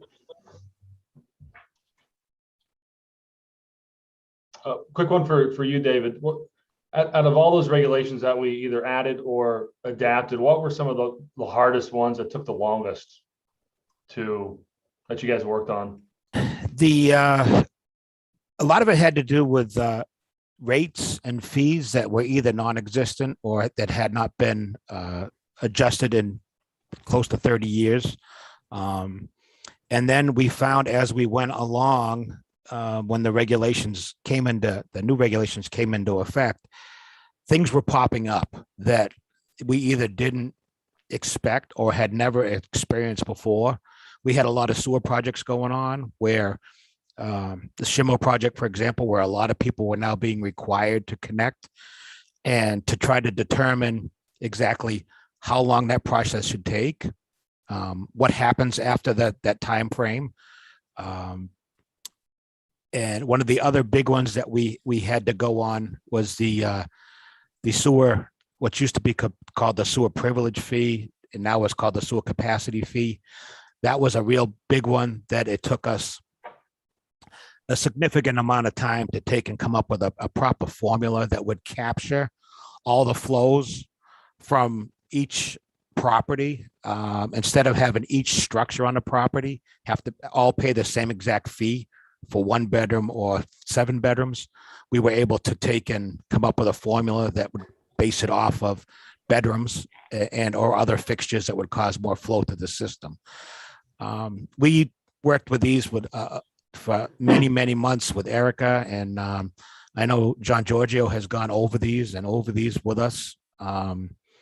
I can't say enough for Frank's team and the people that worked on it from my office, but those are kind of the biggest ones that we had to really take a lot of time on. And then we got into the fats, oils, and grease, which is a big problem for us here. So that's where we stand right now. Thank you, David. Just want to make sure people understood that how much work has went into this and how long it's taken, and it's been pretty complicated. So thank you for going over that. Matt, did you have a? Yeah, I had a couple questions / thoughts. The first one is, it's for Sarah or for David, I think, or town council. Removing town meeting as the voting authority and putting the select board in your discussions, what was the rationale for that? Will that impact is that everything going forward, or is that, what's the intent of that? So, if I may, Mr. Chairman, the general laws provides a more robust enforcement mechanism if sewer regulation is done by a regulation as opposed to a bylaw. And so only town meeting approves general bylaws in the town, whereas regulations are approved by the entity that's authorized to enact the regulations. And in the case of sewer regulations, that's the select board. So that's the reason for that change, Matt. It was actually an error in the previous regulations when it talked about town meeting. So we're just clarifying that under the law, these regulations can be amended by the select board. Okay, and is town meeting still required for an sewer extension? Will there still be a requirement of town meeting vote? Yes. Okay. Yes. And that's important because when we first drafted these, one of the concerns is the select boards change. You get some boards will give the store away and give everything away and won't think of all the other aspects. And so, once you've given something under the law, it's hard to take it back. And so that, when we first did this 20 years ago, 25 years ago, the thought process was that, vest that, make that possible, but make it difficult and give people a say. So I'm glad we're still doing that. Another question I have is the select board is going to determine what portion of it, a developer will be forced to pay. Did you guys have thoughts on how that will be determined? Is that on a case-by-case basis? Is that on a, how will we put some meat on the bone on that idea? I'll take that one if you guys don't mind. I think our thought was that the select board would come up with an across-the-board way to determine what that portion should be. We did not contemplate that the select board would do that on a case-by-case basis. Certainly didn't want to put those kind of rocks in y'all's pack at all. So we would recommend that you come up with something that would apply across the board. Matt, go ahead. And then I think that's gonna, before we do, that's gonna take a fair amount of work because situations, very much differ. I mean, we've had situations where people have said they'll put the whole line in and then it's all been bettered onto the town, and then it ends up all in the tax base. We've had situations where, all different ones. David could tell you all of them. And so and it's, in some of the situations are very unfair where people don't expect it and are charged that. So we've got to really sort of walk through that before we do it. But And this is one of the ones that we really looked at real close. And this kind of would go towards mostly the private sewer extensions that are done that are already within the sewer district.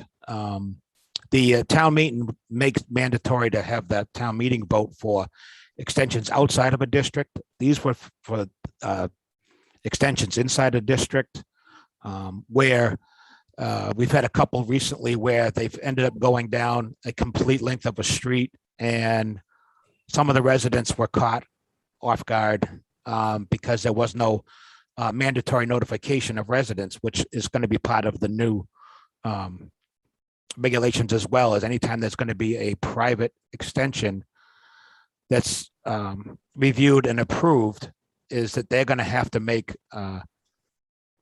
notification by certified mail, as would be for a conservation commission type meeting, so that everyone will know ahead of time. And some of the folks in areas definitely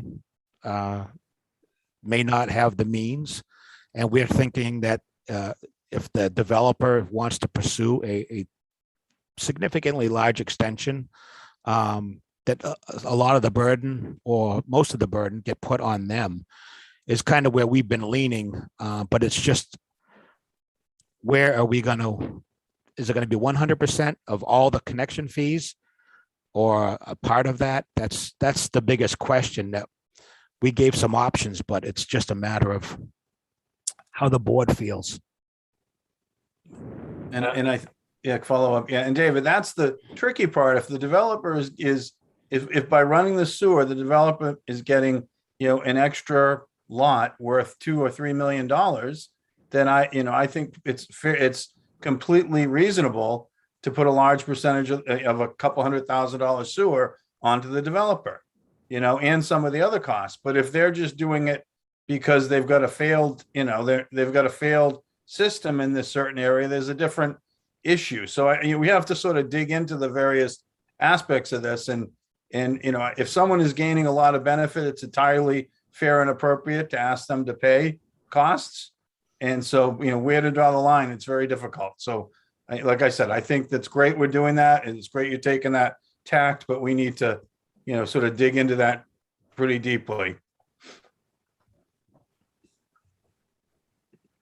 And we've looked a lot towards for council to help us with this, and we have reviewed a bunch of other towns of what they do. And I'll let John speak on that, but there's a lot of towns that make the developer pay 100% of fees or whatever going forward. But I'd look to John or Saya for some more on that. Yeah, go ahead, John. So, Mr. Chair, just very briefly, an individual has a right to connect to a town sewer, and connection means that there is a common sewer located in the public way that abuts their property. But when it comes to extending sewers, which is basically installing additional common sewers to serve new properties, the town can exercise fair and reasonable discretion on whether to do that and under what conditions. So, it's my opinion that the board would be on solid ground requiring a developer to pay the full cost of that, and not and it doesn't result in an assessment of costs against existing homeowners who are not benefiting from that extension, other than the right to connect. And I would remind Mr. Chair that this is a public hearing, so you will be taking public comment, correct? Yeah, thank you. John, is there a way to write it that gives, puts a policy into place that gives us wiggle room, but also puts direction and guidance in there as well, that it can be up to 100%? Yes, and we didn't think that we didn't want to put that kind of detail in the regulation itself, Jason, just because, the standard here is really whether what the board is doing is just and equitable. So if this regulation is adopted, then I think you would turn your attention to adopting a policy about how this provision is going to be applied, much in the same way that you have a policy regarding waiver of sewer connection fees. And I know the board has had several iterations on that. So we would recommend that you come up with a policy, and then you can adjust that policy as you go forward, as long as you have the underpinning in the regulation that allows you to,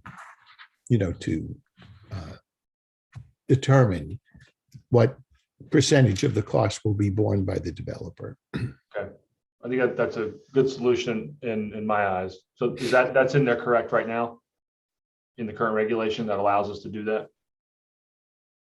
Yeah, well, the regulation says that it's at the discretion of the select board. Okay.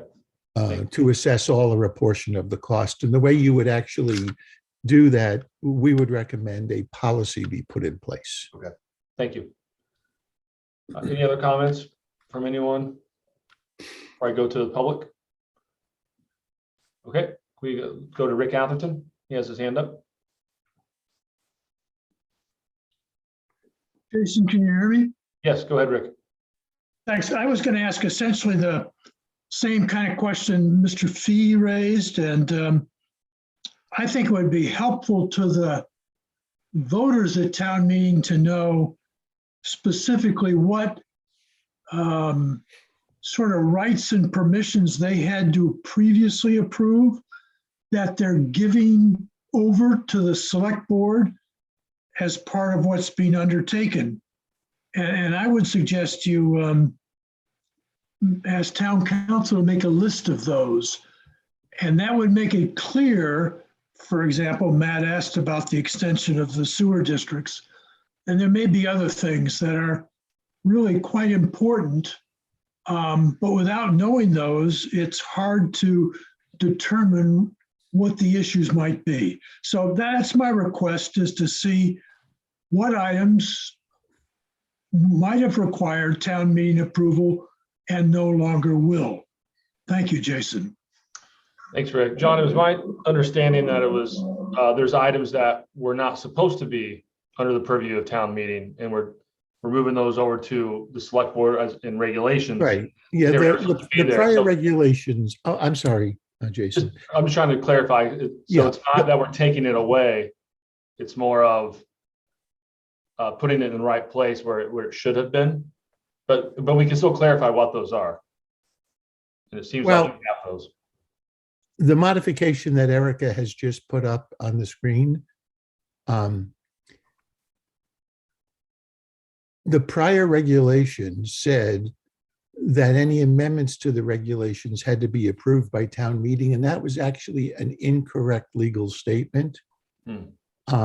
Because under both Chapter 83 as well as 396 of the Acts of 2008, the Select Board is the authority to enact sewer regulations. So this is really making these regulations consistent with the law. Okay. One more clarifying question. Sorry, I'll get to you in a second. One second, Erica. If we wanted to, could we put it to town meeting to have them decide versus us if we wanted to? So yes, you could. Okay. But that would entail a pretty elaborate process of enacting a general bylaw. Right. And that is not the trend that most cities and towns are going towards because of the very highly technical nature of sewer regulations, the need to be able to amend them without waiting a year for town meeting. It's just very awkward to do it that way. The other thing is that there are specific provisions in Chapter 83 that allow enhanced enforcement of sewer regulations as opposed to sewer bylaws. As you may know, a bylaw is only, the fine for violating a bylaw is $300, whereas the violation of a regulation can be a civil penalty of up to $5,000. So there's enhanced enforcement flexibility if you have a sewer regulation rather than a bylaw. Thank you, John. Erica? I just wanted to clarify, and I think John got there, but almost got there, but not quite, to Mr. Atherton's point. This is the only section that takes away the right of town meeting. Just this one about enacting and making changes to the regulations themselves. It doesn't take anything else away from town meeting. Everything, being able to expand a sewer district still has to go to town meeting. This is just literally how we do regulations for any regulations we have in the town.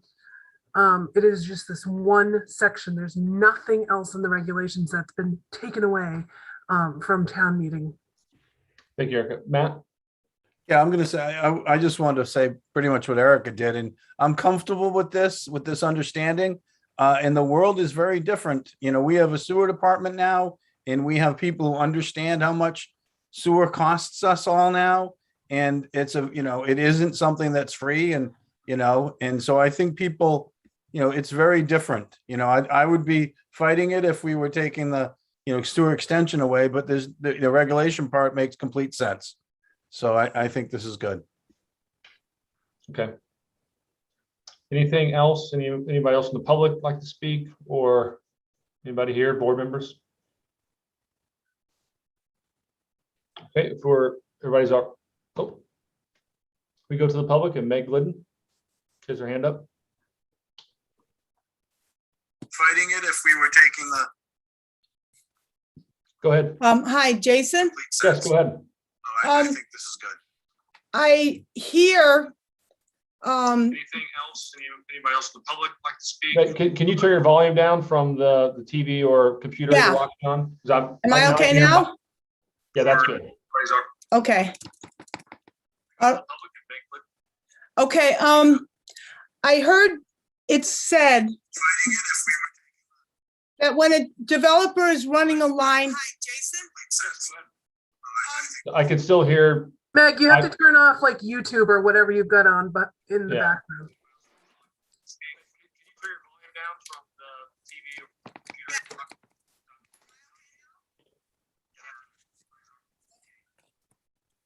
Okay. Can you hear me? Yes.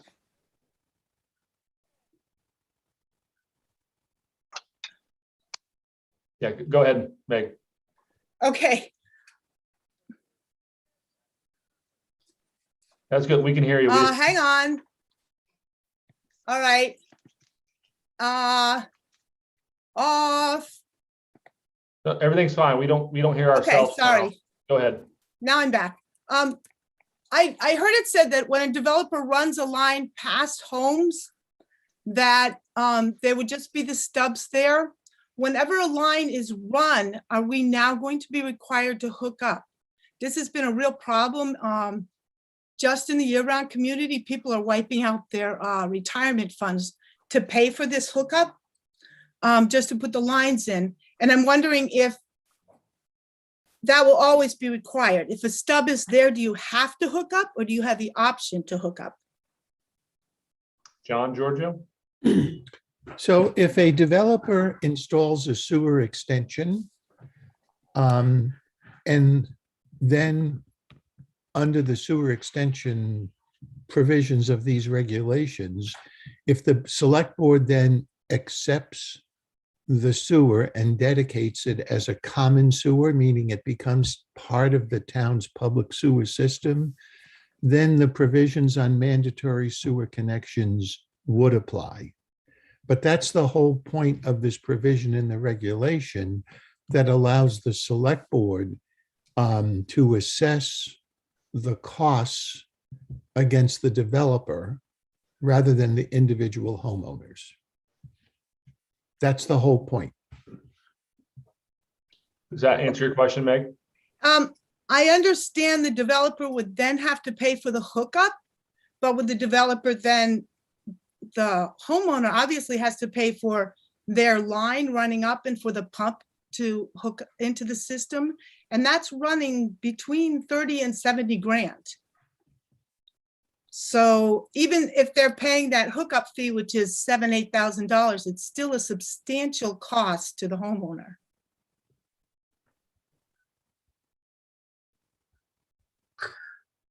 Erica? I was just going to say that's due to a Board of Health regulation. Mhm. If a town sewer line runs in front of you, you are required to hook up within a certain amount of time. And there's not a lot of options, right, for loans or anything like that to make it easier on homeowners, or is there? Well, there is. The Board of Health actually has a loan program. I don't know the specific name of it, but it has anything to do with septic to sewer conversions, septic repairs. It has a specific name. I'm not sure what it is. Yeah, Meg, you bring up a really good point, and that it's a sticking point. John, did you have something? No, I think what David is referring to is the septic loan betterment program under the state revolving fund. And that has money that is potentially available to individuals if they either have to upgrade their septic system or connect to a common sewer. So there are definitely programs out there that can assist homeowners in paying for the cost of connection. And it's also something we can look at because I know that in some communities, they've considered having the town assist with some of those costs. And there are ways that you can do that. But that exists now, regardless of these regulations. The point of this regulation is that it'll provide a mechanism for the select board to reduce the overall cost of the connection by charging the person who is the developer who's requesting the sewer extension. Okay. So Meg, these regulations don't help the point that you brought up, but it is taking some burden away. But that's a Okay. separate issue, and we can still look at that and work on that through the Board of Health. All right, so under that circumstance, I would think it would highly behoove the Board of Selectmen to require the developer to pay the full cost. Because there are additional costs to the persons that are just happen to be living in the neighborhood that a new line comes through. So the hookup cost, I'd love to see 100% be on the developer. That's my 2 cents. Thank you, Meg. Thanks. Matt, did you have your hand up? Yeah, we have just, I was going to talk about, there is a sewer fund, but it's not substantial enough for what our costs out here at this point for a lot of people. And we have delayed costs or given 2 years and given a break on sewer fees to certain areas because of the cost to hook up, but we would probably have to dig a little deeper into it, depending on the situation and what's happening. And again, it's fairness. If a developer is getting huge benefit, then I think that as much of a way to, ask them to contribute to a fund for people who need it or something else is entirely appropriate. If they're doing it because they have no choice and it's the only way to keep, a house viable, that's a whole different situation. And so we really, I think this, I think it's great, but the policy is gonna have to address some of those issues when we get to the policy level. And then we, no offense to any of us, we won't get it 100% right. We'll need to adjust it. But, we will get there. But I think. And that's why we suggested it as a policy, which is more easily adjusted than a regulation, which requires 3 weeks of, of advertising, public input, all that. Any other thoughts or comments? Okay, so I think we'll close the public hearing. Anything else from the board?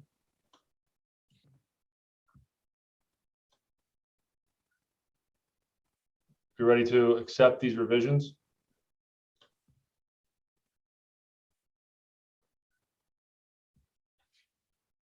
Is there a motion to move to another time? Do we not like this? I'll move to accept. I'll second. Sorry, I was having technical problems with my headphones. I thought maybe you were having second thoughts or. No. Okay. All right, Jason, just really quick, since Sure. this was made and seconded, just a further discussion point, maybe that as this develops, it may be beneficial to have a joint meeting with the Board of Health. On this, the sitting representative, Mrs. Glidden, came and talked with us and expressed these same concerns. And the Board of Health, has we're just approaching the same issue from different perspectives. So as this develops, it may behoove us to have that kind of joint meeting so we're on the same page and not saying, oh, that's a Board of Health issue, that's a Select Board issue. Mhm. Thank you. Yeah, it's a great suggestion. Thank you. Okay, any other comments before we take a vote? All right, all those in favor by roll call, Melissa, With my headphones working, aye. Christy, Aye. Don, Aye. Matt, Aye. Jason, aye. That passes unanimously. Jason, if I could just say thank you to everybody. This has been a lot of work with a lot of people, from the finance department to Board of Health. I mean, everybody has been really deep into these things for quite a few years now. And I just want to say thank you to everybody. Thank you, David. Thank you for all your hard work. Thank you, Frank. Thank you, Sam. Have a good night. Thank you. Okay, moving on to the next one. I jumped the gun and went right over to item number 4 in our public hearings tonight. When we opened the public hearing regarding the proposal of the FY23 general fund budget. So Brian, is there anything you want to review at all? No, I think I was going to start with the town manager to see if she had any comments, but I don't have anything else to review at this point. Thank you. Just one very quick thing back to the prior item. I also want to recognize Erica in the sewer regs because she really kept this on track. It slipped off a couple times. She put it back on, and thanks to town council as well, because it really was a very significant team effort. It took a lot of work and a lot of time. Thank you, Erica. And then David, thank you, because he kept it on track also. And his staff. And I guess we could go on and on thanking ourselves. The public hearing for the fiscal 23 general fund budget, we introduced this to the board per policy and town code charter provisions back in December. We presented the budget to you. You then had some discussion about it the following week. It's been the board's policy to hold an annual public hearing on the proposed budget, primarily for public input, because you all have already reviewed it and discussed it. Depending on what public input there is or is not, we would request that you move to endorse the budget as you see fit, and it will then proceed to the finance committee. They will start reviewing various aspects of the budget throughout January, February, and March. They do have a meeting already scheduled on Saturday, January 29th, where they pretty much take up all of the general fund budgets and enterprise as well with the departments and staff. And then from there, it gets turned into a recommendation for town meeting.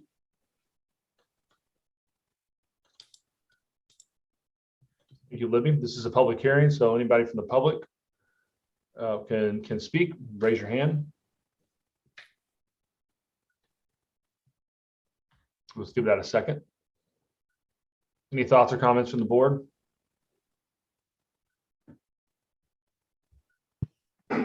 Okay, I don't see any hands going up, so we'll close the public hearing.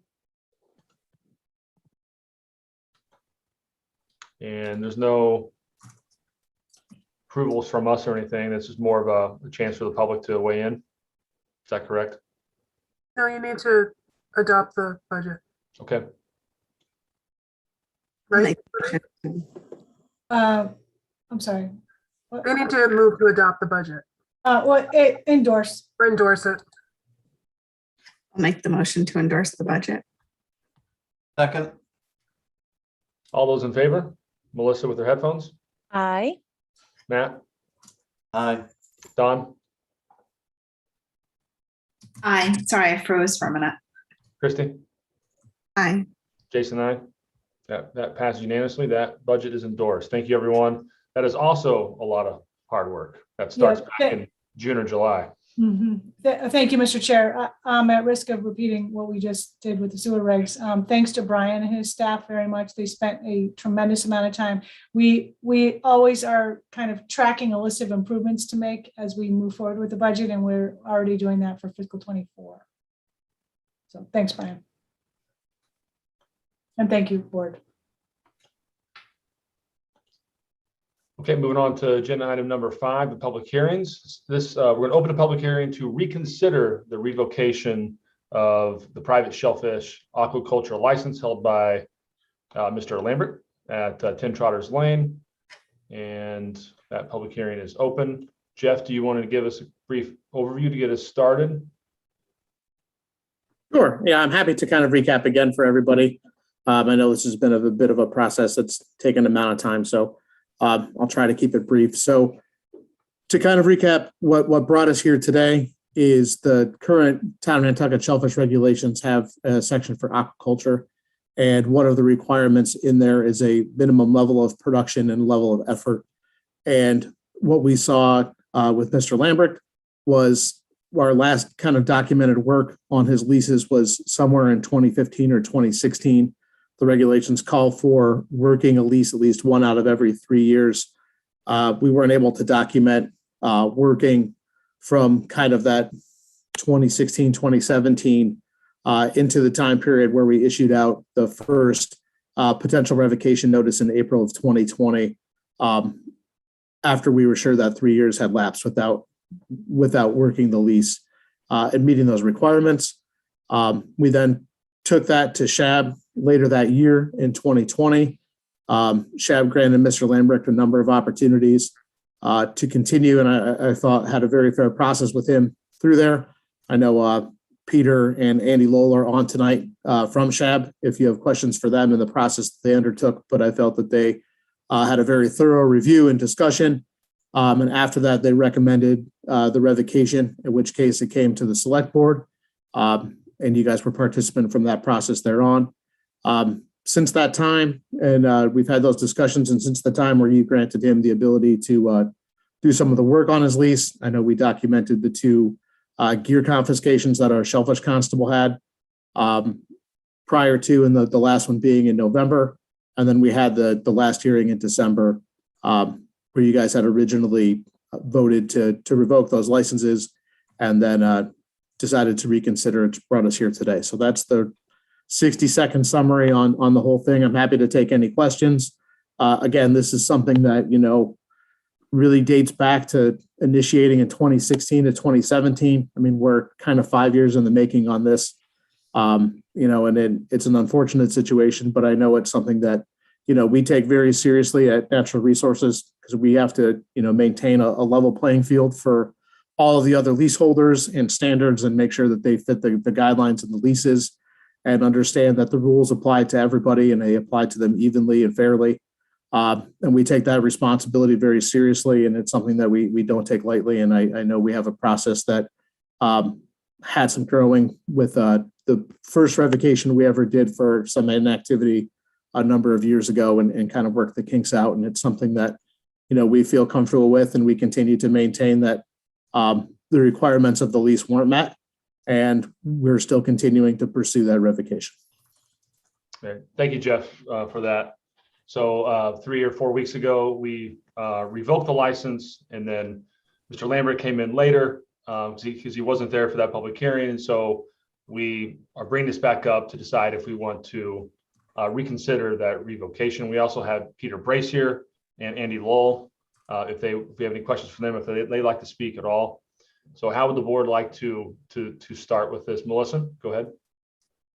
Thanks so much, Jason. I think that the motion to reconsider at the last meeting was made because first Mr. Lambrecht wasn't at the meeting and we made the decision, and then he showed up and he had sort of a differing opinion on some of the assessments. So I think it would be important for us to have him speak on the record to the details that Mr. Carlson gave us in December.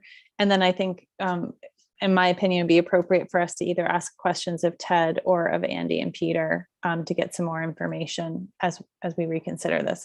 That's where my head was at, that Mr. Lambrecht needed a chance to speak, and he didn't have that at the last meeting.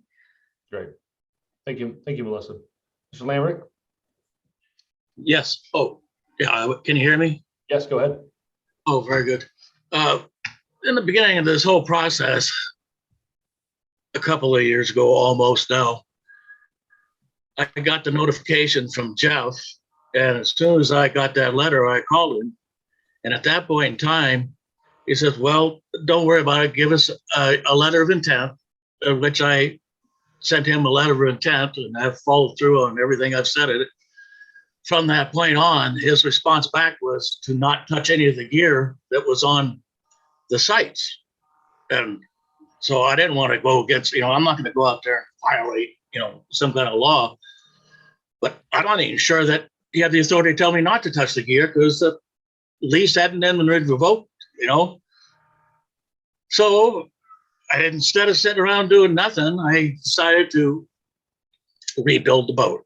Or not rebuild it, but to make improvements on it as such, because the indication was given to me that nothing was going to happen until after August because of the whole COVID thing and getting these meetings with the SHAB and everything else.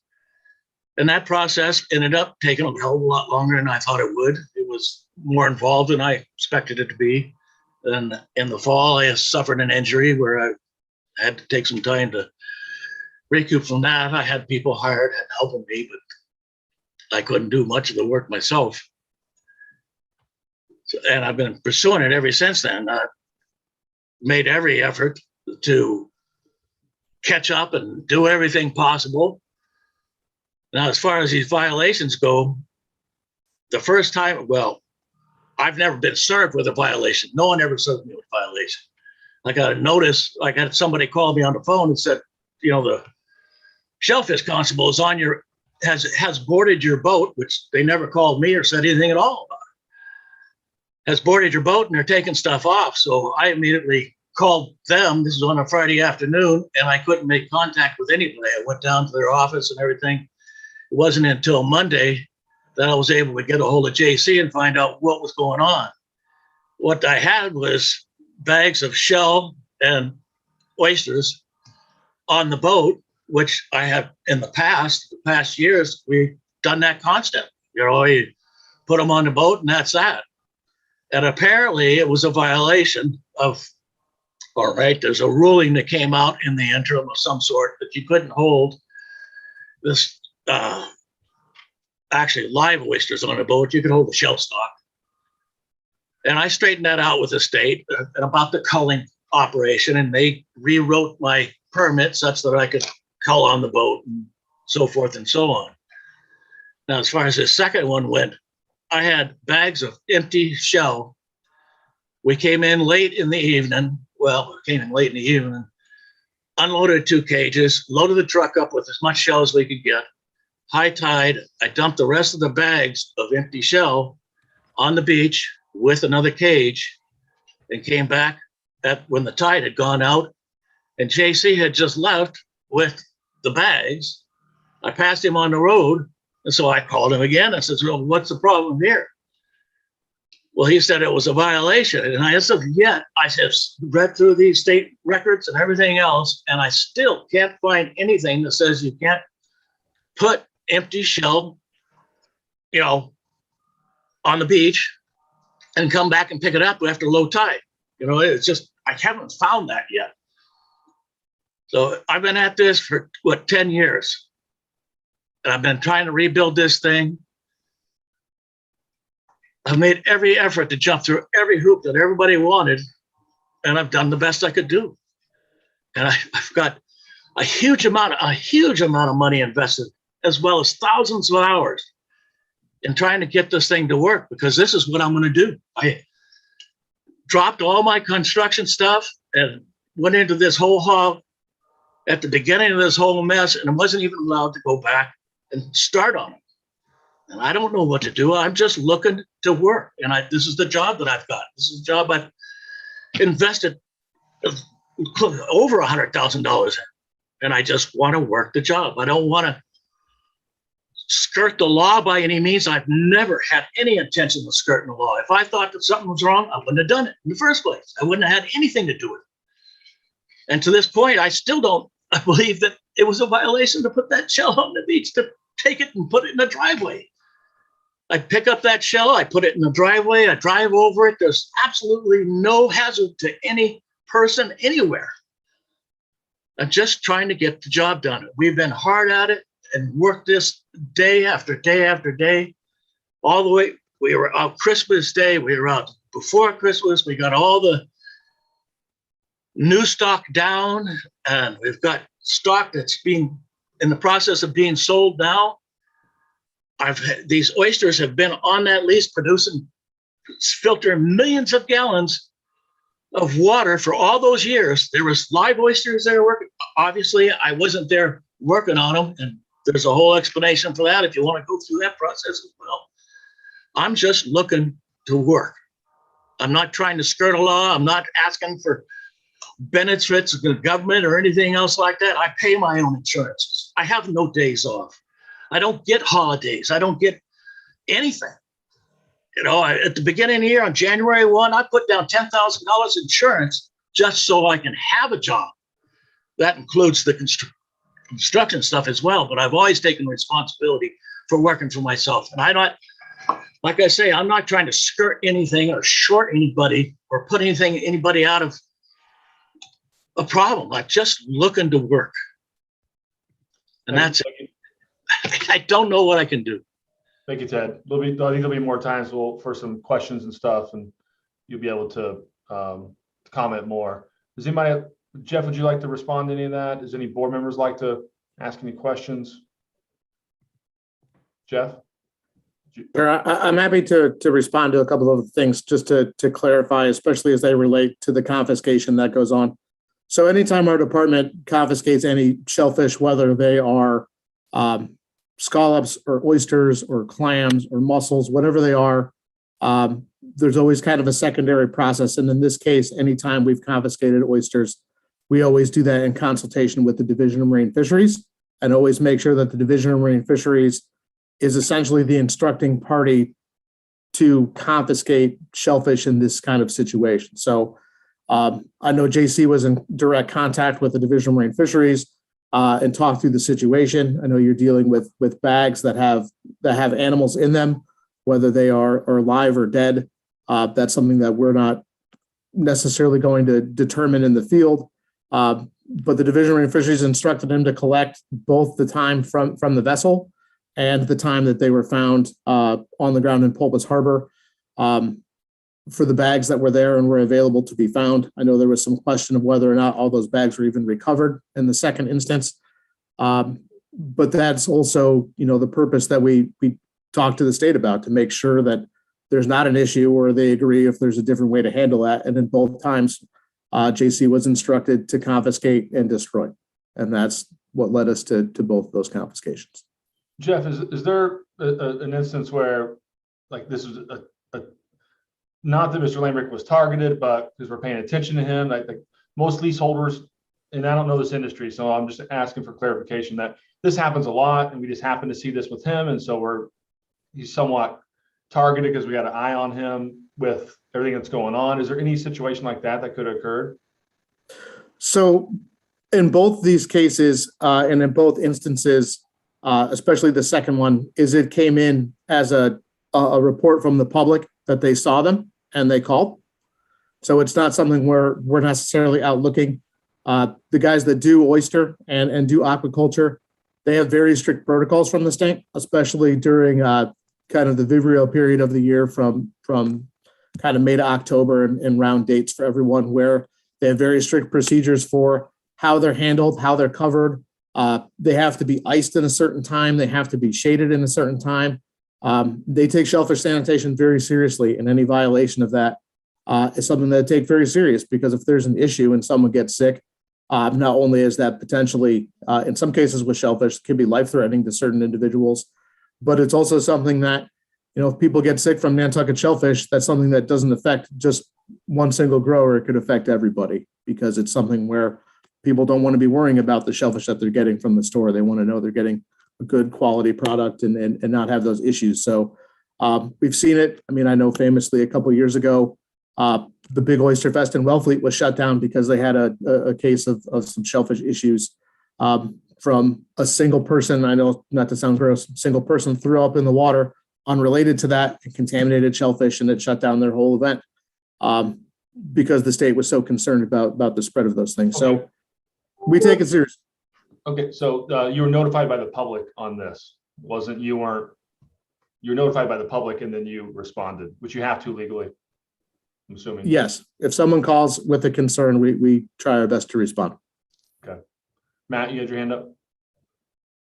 Yeah, I'm wondering, is the end result on this, if Ted was going to take them and throw them on his driveway, and then they're not subject to all those different rules, et cetera. They're going on the driveway.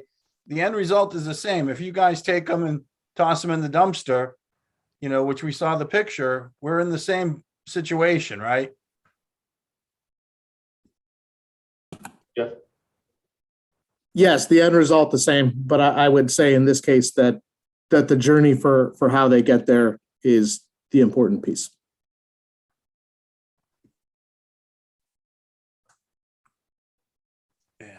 Yeah, I'm having a little bit of trouble with it, because I don't think my sense is that his intent was not to leave these on the boat and then sell them, or throw these on, put these there at the end of the night, and then do something with them. I think the intent was to do what we've asked him to do, which was to clean up, to get all the old stuff off and get rid of it, and that's what that. And so I'm wondering, it kind of feels a bit like a catch-22. What is the how should it have happened differently?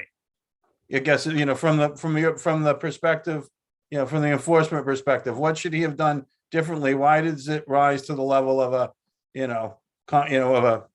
charge against him? If you'd like me to respond to that, Mr. Chair, I'm happy to. Go ahead. So I think in any case, when we're talking about handling shellfish, obviously there are certain protocols and procedures that have to be followed, and certain locations where those oysters can be stored, certain locations where those oysters can be culled, and then certain locations where they can end up depending upon that result. And I think in this case, while I tend to agree if they're ending up on the driveway, at the end, it's not there. But if you throw 6 bags of oysters into the water and you leave them for any period of time, you're also subjecting those to anyone coming and picking them up and doing whatever they're going to do with them. I can't speak to the intent of someone that's going to grab them, or what they're going to be used for, or what they're not going to be used for. But that's why they have those strict handling procedures in place, is to make sure that oysters are being kept specifically where they're supposed to be, handled where they're supposed to be, and disposed of where they're supposed to be. And I know the logistics of doing that can be difficult for the folks that are there. But unfortunately, that's what you sign up for when you agree to participate in the program. Melissa? Thanks, Jason. I think I would love to hear from either Andy and or Peter, just a summary of SHAB's perspective on the situation. It's been going on for years. Certainly, we've been talking about this for months. To my understanding, the equipment that we originally started to talk about is still not completely up. So, we're obviously taking a lot of consideration because this is someone's livelihood in our hands. But I'd love to hear from Shab about the decisions that have been made along the way and your opinion today on where we stand. Peter? Yeah, we've been here a couple times before, and that we worked with them from September of 2020 through to the springtime. We gave them an extension. The violations are in addition to the original issue, which was the removal of the gear. That's what Ted was working toward, getting his boat in order so he could go out and do that, because that's what the Natural Resources Department had asked him to do before he could get back to work on working his lease, but getting all that old gear up. And things got continued all the way down to, September 8th, when you guys had the public hearing, continued his public hearing, at which point everyone was ready to revoke his lease. But then there was seemed like there was some clemency floating around in the air, and you guys gave him 90 days to December 8th to get that gear off the ground and out of the water. And I remember someone saying, if just one cage is still in the water, then he gets revoked. So, 3 months.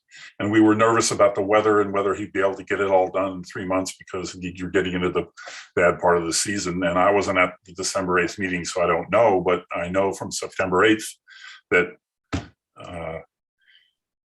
Ted had said that he had about 30% of the gear out of the water.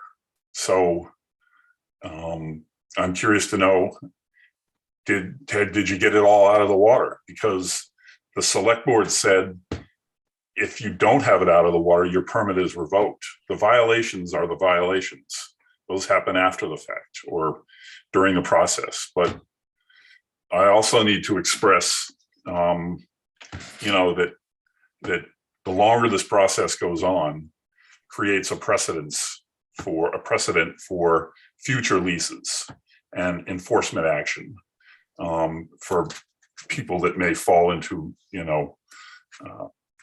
oyster farmers that may run afoul of the regulations, and it makes it harder for the Natural Resources Department and the SHAB board to enforce the regulations if they look at this case and go, look, you got all those chances. And I hear what you're saying, Ted, and I know you want to work this hard, and I know this is your livelihood. But we've all been working with you all this time, almost 2 years. And did you get all the stuff out of the water? That was the thing. All you had to do was do that. If you've done that, I think that we don't revoke his lease. If you haven't done it, well, it's up to the select board. At the SHAB meeting last night, our Harbor and Shellfish Advisory Board meeting last night, we reaffirmed our unanimous recommendation to the select board to revoke Ted's license. But that's contingent on what the report is and how much he's gotten out of the water. So it's about all I get to say. Andy might have something to say. Thank you, Peter. I can just remind everybody to talk through the chair, just so we don't. Sorry. It's okay. Any arguments or anything like that? Thank you. Andy? Thank you, Mr. Chairman, members of the board. I'd like to just speak a little bit on if something like this happens in the future. Mr. Brace explained to you perfectly, this had been on our agenda for a very long time, and we've given extensions to Mr. Lambrecht. My heart pours out for Mr. Lambrecht. I consider the Harbor Shellfish Advisory Board to be the liaison between themselves and you, the Select Board. I like to consider ourselves the fisherman's friend. We're really there for the fishermen. We want to see the fishermen succeed. But as you know, as Mr. Lambrecht said, oysters capable of filtering 50 gallons a day. We see oyster farming as a very viable and free to the town way of helping to keep the harbor clean. The town has spent millions of dollars in sewering. To this point, the harbor is continuing to get worse instead of better. So we have not seen any positive results yet from sewering. Until we do a lot more to improve stormwater runoff and fertilizer use, what we have right before us now is the shell fishery, especially oysters. Shab believes that every acre available should be actively in use and producing. Shab believes that every possible method available be utilized to improve our harbor water quality, as should the Select Board. Oyster farming is seasonal. The delay taken in this revocation process will most likely result in these eight acres not being productive in the next season. We gave ample time for compliance to Mr. Lambrecht and considered timing for the next leaseholder to obtain all requirements in time for a productive season of 2022. So I'm speaking for the entire board. The board has voted unanimous on this. I certainly would like to hear from Mr. Lambrecht as far as how much of the gear he has gotten out. I will reiterate what Mr. Bray said. The violations were not even brought up in any of our discussions over a year. Our concern is the old gear sitting on the bottom. Mr. Lambrecht was even offered help from one of the board members with a fishing boat to get this gear off the bottom, and that has been Mr. Pronk offered you during a public hearing that he would bring his boat out and help you remove that gear from the bottom. You still hadn't got your boat in the water. I believe, a lot of time went by and you're getting your boat prepared, Mr. Lambrecht, and we were very, very patient in hoping that you would do so. The bottom line for me, I want to see these 8 acres productive. I want to see them productive by next summer. They should have been productive these past few years. That old gear sitting on the bottom for, we don't even know how many years, 3, 4, 5 years that gear's been sitting there and dilapidated, maybe coming up in pieces. I'm not sure. If I'm wrong, please correct me, Mr. Lambrecht. I'll leave it at that for now. Thank you, Mr. Chairman and members of the board. Thank you, Peter. Thank you, Andy. We'll go to Mr. Lambrecht so we can respond, but are there any questions from the board for Peter or Andy? Okay, Mr. Lambrecht, would you like to respond? Then we'll go to the public. Yeah, for sure. I currently have seed oysters out. They're going to be marketable for sale by midsummer. Every single cage that is in the water now has live oysters in it. Now, if you want pictures of these oysters that are the seed oysters, I got them right here on the phone. There is gear on the lease with at least 50,000 oysters that are going to be sold within the next year and a half.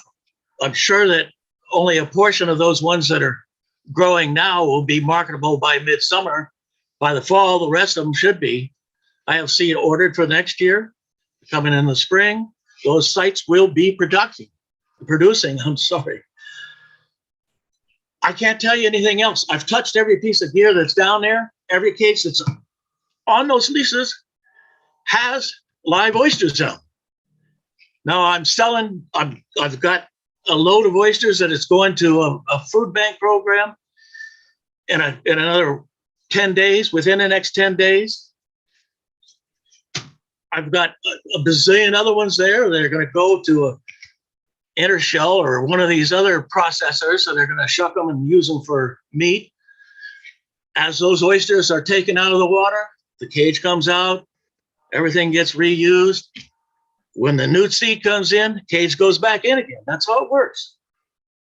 It's producing now. It has produced. I didn't harvest anything, obviously, during that period of time. So I don't know. I don't know what else to say. I've every effort is going into making that work. That's my job.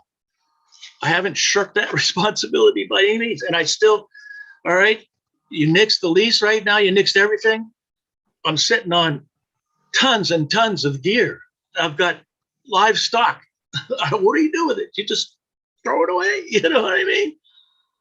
It's a huge investment. It's time involved. Any person that was gonna come, and I don't know of anybody that's pressing hard to get onto those leases. I don't know anybody at all. It's gonna take them 2 years to get anything done before they can even start to get seed in the water. And then it's gonna be 2 years before that seed's usable. Yeah, I don't know. What do you want me to do? Okay, thank you, Ted. I'm gonna go to, we'll come back to you. You have more time. So can I go, Matt, you had your hand up, then Peter, Bryce? And just, is the equipment up? Everything that's in there is either new live seed or old stock that's you've got bias for. Is there any broken or crappy stuff floating around out there? Is everything up that should be up? Is everything looked at and touched? Is that what you're saying? I'm saying it has been up and is down again with stock in it.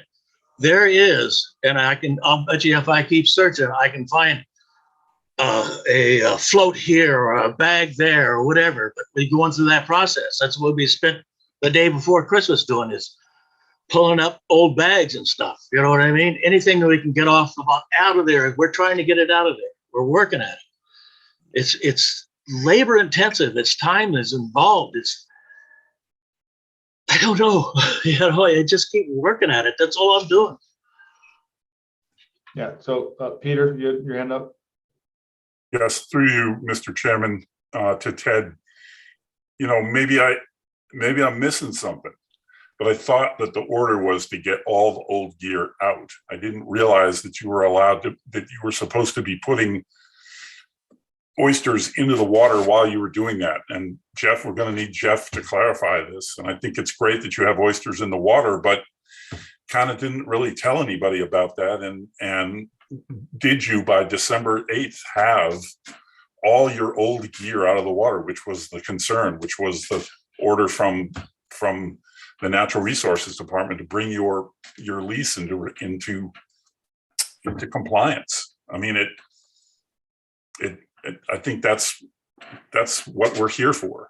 And it sounds like you just sort of switched out the gear. And then, I mean, I thought that the gear, according to, I think the Natural Resources may have seen some of it on the bottom. I thought it was really deteriorated. I remember you saying earlier in the process that you had about 34 new cages on land, that when the time came, those were going into the water with your seed. I remember that. But I wish I was at that December 8th meeting, and I wish you'd made that meeting on time, because that was an important meeting for you to be at, and can tell us by December 8th, did you get all that out of the water? Because that's what had been the agreement on September 8th. So to me, it kind of muddies the water a bit to hear that you're pulling up gear, putting in seed, putting it on the bottom. I think we all need to hear, did you get all the gear out of the water? So Peter, I just want to go back to, if you look in the minutes in the packet, we revoked a license for non-compliance. And correct me if I'm wrong, Jeff, but that was because the gear wasn't taken out. And so that's where the motions were made. And then Ted came on later, and we couldn't hear what he had to say. So this is why we're here again today. Is that correct, Jeff? It wasn't really about the violations. We did talk about it, but the vote was to revoke the license because of non-compliance for the extra time we gave him to pull the gear up. Yes, sir. The original revocation was related to the not meeting the minimum levels of production for 3 years. And then when given some milestones to make, that they were not sufficiently made by the date. And the original September the 8th motion also included a provision that any further handling violations also be cause for revocation, in which we had that other incident in November. Okay.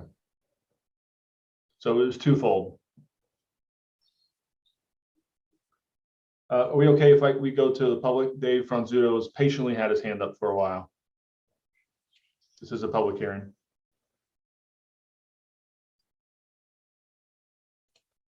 Yeah. Good evening, Mr. Chairman. Hey, Dave, go ahead. I'm sorry, I'm having some technical difficulties here, but yeah, and basically, to speak in support of the Natural Resources Department. I think they've done everything they possibly can to help Mr. Lambrecht and to give him every opportunity to succeed.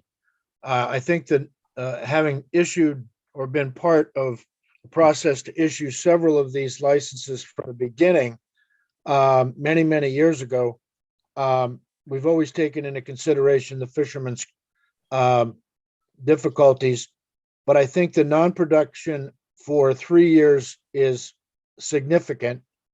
It speaks to Mr. Lowell's issue of we need every oyster and every grant in full production to do everything it can to improve water quality.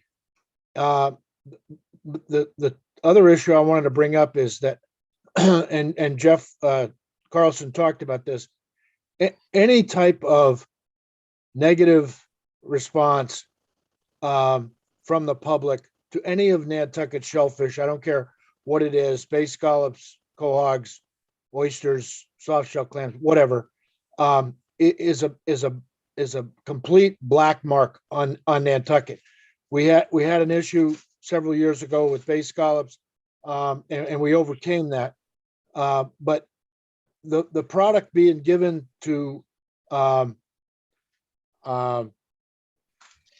food banks and to other entities, that's all laudable, but it's not part of this program. We need to be protective of Nantucket shellfish, and this grant wasn't used for 3 years.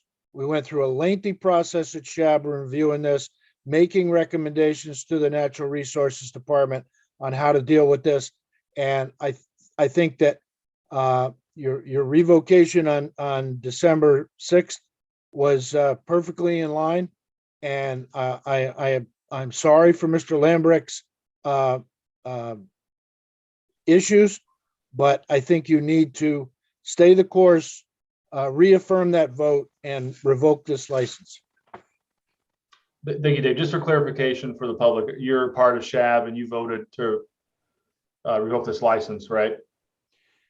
Yes, and for the public, I was the shellfish warden for Nantucket for 24 years, and actually instituted these processes for issuing of these permits and the milestones for production and sanitation, and enforced that for many years, along with revocation of previous licenses for other reasons, and non-production was one of those. So yes, and I voted with the rest of the board for unanimous vote. Thank you. Board, would you like to hear, do you have any other questions? Would like to hear from anyone else? Don? So if there are oysters in there now, then what happens? They just die? I can't do that. I can't do that. If I may, Mr. Chairman. Sure, go ahead. Well, I'd still like to have some clarification from Mr. Carlson. Mr. Brace mentioned, and I will reiterate that we were under the impression at SHAB that there was no viable stock for 3 years, and our biggest concern was him coming into compliance by bringing up the old gear and then getting into replacing the stock and new cages or repairing the old cages. So there's some information here that we have never discussed at SHAB. The most of our discussion was about the old gear and the time lapse of no production. And so I really need to have clarification from Mr. Carlson on when and how the new stock has gone in during this process, how he feels about any remaining gear being on the bottom. And I'd also like to add while I have the microphone, that Mr. Franzuto is probably speaking for two other board members as well. I think myself and Mr. Brace have been a bit more lenient in this, though we've had unanimous vote decisions when it comes down to it. But if Mr. Carlson feels that Mr. Lambrecht has gotten the old gear off the bottom, I'm still not sure how the new stock in there chimes in with everything. But if Mr. Lambrecht can become, compliant and active and productive all at once here, then I would think maybe our board would possibly reconsider. I'm not sure. I can't speak for the whole board on that, but ultimately, all we do is make a vote, as you know, to come to you. So the end game here is in your hands, Select Board. Thank you. Andy. Dawn? I mean, in light of what Andy just said, I'm not comfortable moving forward with revocation until they talk about this again in more detail for me. Matt?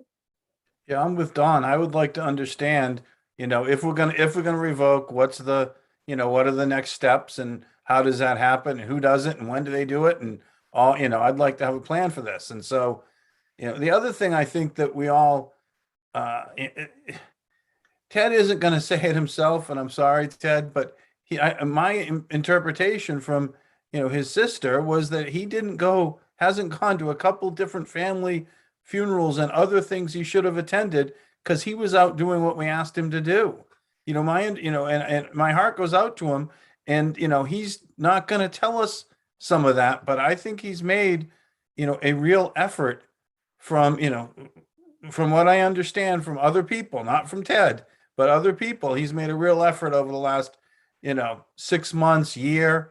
And in my sense is the best thing that could happen is we could get this up and get it, and keep it operating and find a young buck to transfer this over a couple years, that Ted could find a young buck to transfer this in and get some of his money back and get this into a good place. That would, if I could wave a magic wand, that's what I would like to see happen.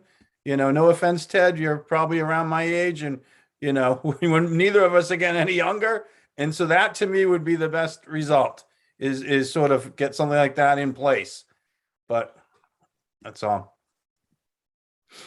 Jeff, did you want to respond? Yeah. Oh, yeah. Sure. Matt, I've got a person lined up now who's totally interested. And I've mentioned this before that I'm not going to last at this forever. I've only got a few more years left in it. And the idea is to get the operation running properly and have something that's marketable to sell. I'm doing every effort to get there. Like I say, old gear came up and it goes down with stock in it. The gears, there's nothing problem with the gear. Everything comes up, pressure washes. Peter Brace, I'd love to take you out to go through the process so you understand what's involved in it. I'd be more than happy. Anybody wanted to go out and see what this is all about, I'd love to have them go out. But at any rate, I've mentioned this before. I've got a person who is definitely interested. I spoke with him within the last 2 weeks. He's living right upstairs, a viable fisherman. I mean, he's salt of the earth. I don't intend to do this for 50 more years. I've cried out loud. Yeah, I'm 70 years old. What? So I'm 70 years old. I'm not too old to work. I've got a few years left in me. And that's what my intent is. There are fishermen, there's fellow oystermen out there that will support me. They see me every day. There's people, there's the residents around the harbor there support me. I mean, you've got people in the over on the coast too. They see me out there working. They support me. I've got fishermen that support me. I've got doctors that support me. Ted, I want to stop you there. I think we all support you. Everybody who's come on here for the last 6 months at the select board supports you and wants you to do well. But we got to get back to the point of what are we going to do? How are we going to move forward? And Jeff, you had a comment. Yeah, just to respond to a few of those. So I'll try to tick through them as quick as I can. So one of the purposes of why when we start this process, we issue a don't do any work is to try to avoid the situation where we're in, where we kind of get halfway through the process and things are going on and not. Some new information to me tonight is this idea that oysters are getting donated to a food bank. And those, I have real concerns about that. I know that's something that, you know, the Division of Marine Fisheries would probably have great interest in. I would love to know where they're going, just for the fact that that's not a typical operation. Any oysters that leave still need to get distributed through a wholesaler and put through that way. Oysters that are old and significantly old like that, you know, I have concerns about if they're truly wanted or not. I mean, that's a pretty significant piece of information as far as handling oysters go, that even more to the case of the handling errors, that's problematic. If those oysters are still going up and down on the site that's there, and the gear that sat for, you know, 4 years or 5 years and is now being given away, I don't believe that to be compliant with the state licensures. So I have some significant issues with that. I think my other big concern from pieces of information tonight is the new seed that went in. In my experience, I don't see seed that's ready that goes in the fall, ready in less than, you know, 6 months to 8 months. It's just not realistic. I mean, we just heard Mr. Lambrecht say 3 sentences after that anyone that starts with seed now is 2 years from harvesting. So I don't see how seed that went in now is going to be ready in 6 months. I don't have any confidence given the track record and having been here and seen that gear went, you know, abandoned for the better part of 4 to 5 years, that we can confidently say that it's going to take place. I mean, I hate sounding like the bad guy in this situation. We have the rules in place that we asked Matt and Simon and Chuck and Mac and Emil, who actively work their leases, to follow. And it's critical that everyone understands that the rules apply. And that, you know, I understand chances, and I want more than anyone here to see all of these guys succeed, right? I work for a department that works with these guys and works with the hatchery staff and with the warden to have successful, whether it's scalloping, clamming, or oystering. We want to see people be successful, probably more than anybody. You know, it's what we've committed our careers to too. And it's something that's tough to say that I personally don't feel like we've seen the work level necessary leading up to this, and even the work currently, to follow the rules and standards that we ask everyone to follow. And we think that that's really important to do. And to answer a kind of a question that came up after that is, since this has been going on in September, we have actually added 3 more people to the wait list to run us to now, I believe, 7 individuals on the wait list for people that are waiting for a lease to become free. So there's lots of interest that's there. I know there have been fishermen that have approached Mr. Lambrecht about transferring leases because they've asked our office on the process to do that.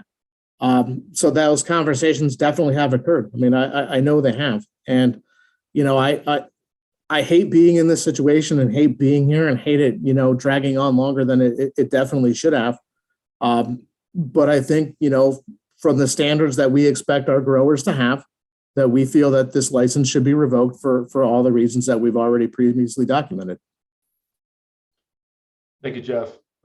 Board members, is there anything else that you'd like to know or hear before we close the public hearing? We've been doing this for about an hour. I think we need to start to head towards the direction of making a decision. Melissa? Thanks, Jason. So I feel like I need a little bit of a summary. By December 8th, the old gear was not pulled up as he was required to do. And between sometime at that moment, or the gear had been pulled up, cleaned, repurposed, and reset with new seed, which was a violation of what SHAB and Natural Resources had ordered to begin with. Was the directive was, you need to get the old gear up, and you can't do anything else until that happens. So, you know, I feel that, so I just want to make sure I'm following those steps correctly. And I guess through you, Jason, is that chronology correct to Jeff, Peter, Andy? Am I summarizing that correctly? Jeff, could you confirm? I believe you're summarizing that correctly, yes. Can I speak at some point? Oh, give me 1 second. I just want to make sure Melissa's got her thought out. 1 second, Ted.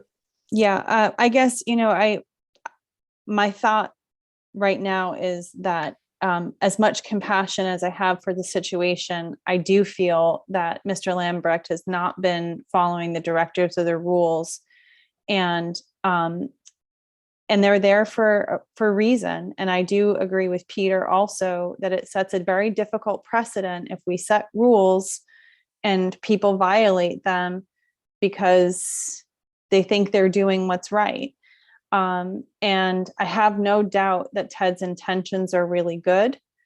And I am concerned about the seed that's in the water right now, but I have a very difficult time not revoking the license at this point, because it's been consistently demonstrated that he's not complying with the rules that are both state and local. And that gives me great pause. Ted, would you like to speak briefly so we can, we're going to close the public hearing shortly. Yes, I can. It's pretty complicated. I could counter a lot of what Jeff's talking about there. I put in large seed. That's the reason why it's ready to go. It grew like heck, and that was good because we had a longer growing season this year.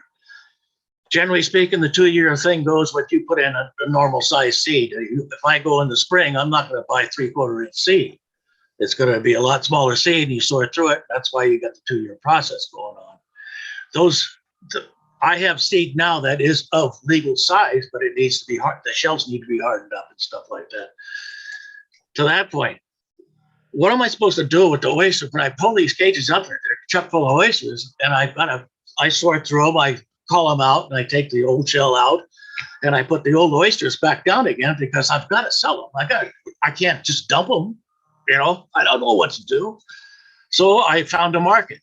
I have worked with the state. This is a state program that these oysters are going to. It's going through Gabe Lundgren. I talked to him either yesterday or the day before. He approved my plan to get them to a registered legal dealer. And I talked to that dealer today, and they said, sure, no problem. And that dealer happens to be ARC, Aquaculture Research Corporation. They're the people I buy my seed from. They're taking the oysters. So this is going through a state program. I've talked to Christy Pettahouse, and that's how I straightened out all the other rest, this mess with that first thing about culling the oysters on the boat. I've worked real closely with the state numerous times. So I'm not looking to be violating anything at all. I'm not breaking state rules. I went through and I cleared everything with the state for getting these oysters to ARC. Hey, Ted, can I just stop you there for a second? I think there's a couple different things going on. And so I don't want to put that to the side of what would happen with the current shellfish, oysters that are in the water. What are you going to do with them? I think Melissa's point is looking at the past and trying to discuss if we're going to, we've already revoked the license. Are we going to reverse that or not? I feel like it's a second. Do you agree, select board members, that it's another issue of what we need to do or what would happen with what's in the water now, Melissa? I do agree with you, but I do share Don and Matt's concern also that given this new situation, and I really hate to postpone this decision anymore and take any more time because this has been an exhaustive process for everybody. But I do wonder if it's prudent to have SHAB relook at this with these new circumstances and see if that sheds any different light. If we're dealing with so anyway, and I don't know if Peter and Andy want to comment on whether or not that seems, or Jeff, I'm sorry, seems to be if that's a more prudent path forward. Jeff? Yeah, it's just to comment on that, if I may. I don't necessarily think, right, is when we look at this, the reason we're here is because we didn't use the lease. And the reason it was continued was to get that opportunity. And the information that we're getting today about a place to be rid of or offload those is something that seemingly has happened in the last, 24 hours.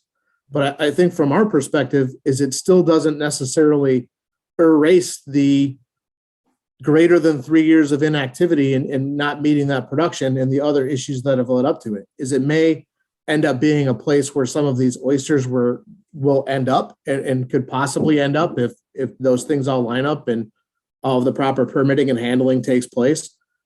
But I think from our perspective and just strictly looking at the regulations that are in place, the guidelines of the lease and the regulations weren't met. The remedy to that is the revocation process that we're in. We were asked to meet certain deadlines. We don't necessarily believe those deadlines were met. We felt that we documented that and had other issues, but I think our position is still the same. And however it wraps up after that, I think is something that, can come out in the details. But I think, our perspective is that the guidelines of the lease were met and the regulations were met. And the remedy that we're requesting is the remedy that the regulations ask for. And we felt that we've gone through a sound process that, we're almost up to 2 years on just this process after an initial 3 to 4 years of nothing happening. We're sneaking up on 6 to 7 years of, getting to 4 to 5 months of activity. And I have a real hard time looking at the other guys that are growing or on the wait list and explain to them why compliance is so important when it's drug on and on and on. I think that's from our end, we are trying to effectively, present you guys a situation in compliance with the rules as best we can. And I know the decision's tough to do, but I think we're all trying to get to a spot where that lease can be actively worked in compliance at all times, and in confidence that it will be. Okay, I'd like to hear from board members. Anybody wants to speak, but I'm going to close the public hearing shortly because we have to move on. Christy? Thank you. I'm just kind of taking this all in, and I think that it is kind of two separate issues that we've been going back and forth on. One is, are we going to revoke the license? And two, what do we do with the new information from tonight? And, I'm kind of feeling like the issue of the new live seed being placed under is something that I'm wondering could be handled by SHAB and the Natural Resources Department to figure out something, and that this board can focus on whether or not we want to revoke the license based on the information we've been given over the last 8 to 9 months that we've been reviewing this. Thank you, Christy. Matt or Don or Melissa? Quickly, I just gotta. Sorry, go ahead, Matt. Yeah, I'm not in favor of revoking the license unless I know how are we going to clean this up from this point. If we revoke, I'd like to know, like Don said, I'd like to have a plan for what's going to happen. I think, and another question is there any way, if we've got a large waiting list, can we open up any other parcels for some of these other guys? If the goal is to get, more things operating, do we get more operating? Is some of this a result of that pressure? Jeff, that's a question. Is some of it the result that we've got other people in the wings? So Matt, can I get a clarification? We've already revoked the license. Did you mean you're in favor of reversing that? Or reversing it or holding it in abeyance and remanding it back to to Shab and Natural Resources, if, so, I think that's, Jeff, and then Peter. I think to try to summarize that as quickly as possible, I think if the revocation is upheld, because from what I'm hearing tonight, it was in place, and then that also means that work was occurring post-revocation the first time. But I think you would want to set a deadline for the leases to be vacated with that revocation, or if that revocation is upheld, to set a certain time to vacate the lease. I know when we did the last revocation for Mr. Murray, who was also for a period of inactivity, we had given him a time at the end. He didn't have really any gear in the water, a time at the end of that to have all of that removed. So that's something that's happened before with that time frame. real quick, my understanding is he didn't really ever get started. And so I think there's a difference between that revocation and potentially this one, correct? The only thing that started with there is when he got his revocation notice, a couple cages with seed quickly made it into the water, and then they were removed. But that I think we're talking two different animals here.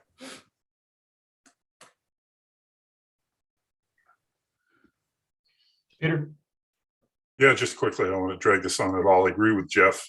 If the revocation stands, it doesn't mean that in 24 hours, Ted has to wrap up operations. Obviously, he needs time to sell his seed and hopefully transfer his business for a certain sum. So in some way, the Harbor and Shellfish Advisory Board could play a role in coming up with a timeline, working with Jeff, I would think.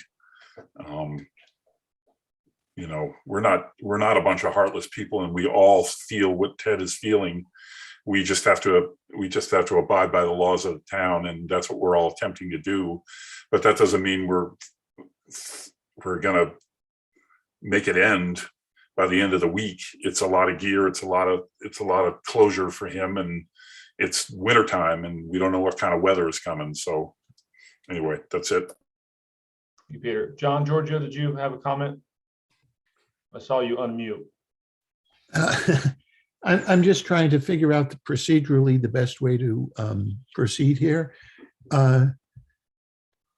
Jason, so this is a reconsideration of a prior vote. Mm-hmm. So my suggestion would be, once you close the public hearing, is the board should take a vote on whether to reconsider the revocation. And if that motion fails, then the prior action of the board stands and the permit's revoked.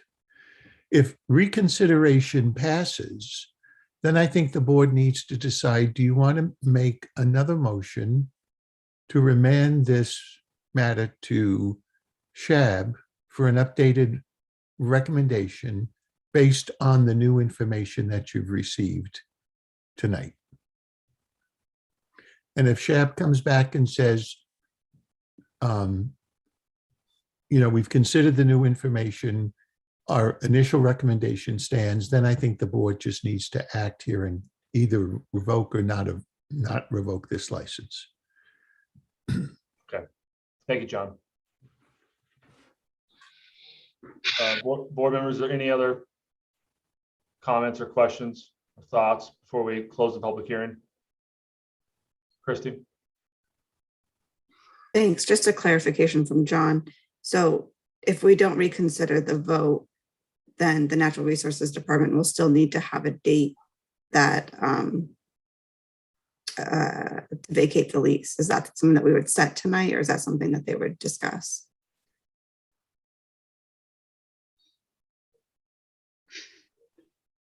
Well, unless, if the motion to reconsider does not pass, the license is revoked. And so I don't know whether Jeff needs further direction from the select board in terms of when the when the site has to be vacated. I wouldn't think so. I think that's up to Natural Resources and SHAB to work with the Yeah, lease. I would agree. I would agree with that.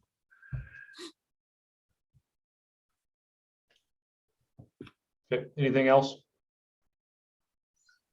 Mr. Andy? Chairman. Sure. So if you consider to reconsider, our next meeting is January 18th, and it would give time for Mr. Carlson to come up with a plan. I cannot project what the vote would be like, but I have a good feeling that it would be difficult.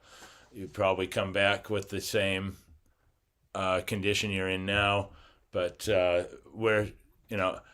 as chairman, I'm certainly glad to entertain it one more time. But that's just me. Okay, thank you, Andy. Thank you. Okay, we will close this the public hearing, and I believe that select board members can still discuss a little bit. Correct? If we Yep. need to get our thoughts out, or we go right to a motion to reconsider.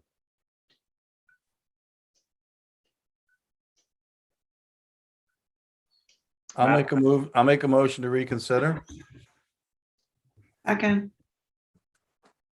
Okay, any more discussion?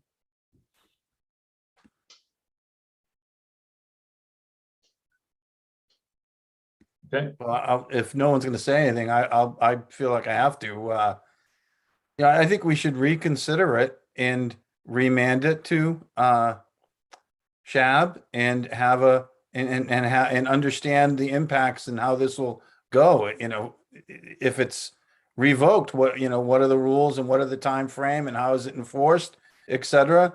And or if in fact he's selling it to the right people and he's got the right amount of stock and it's going to work, that's great.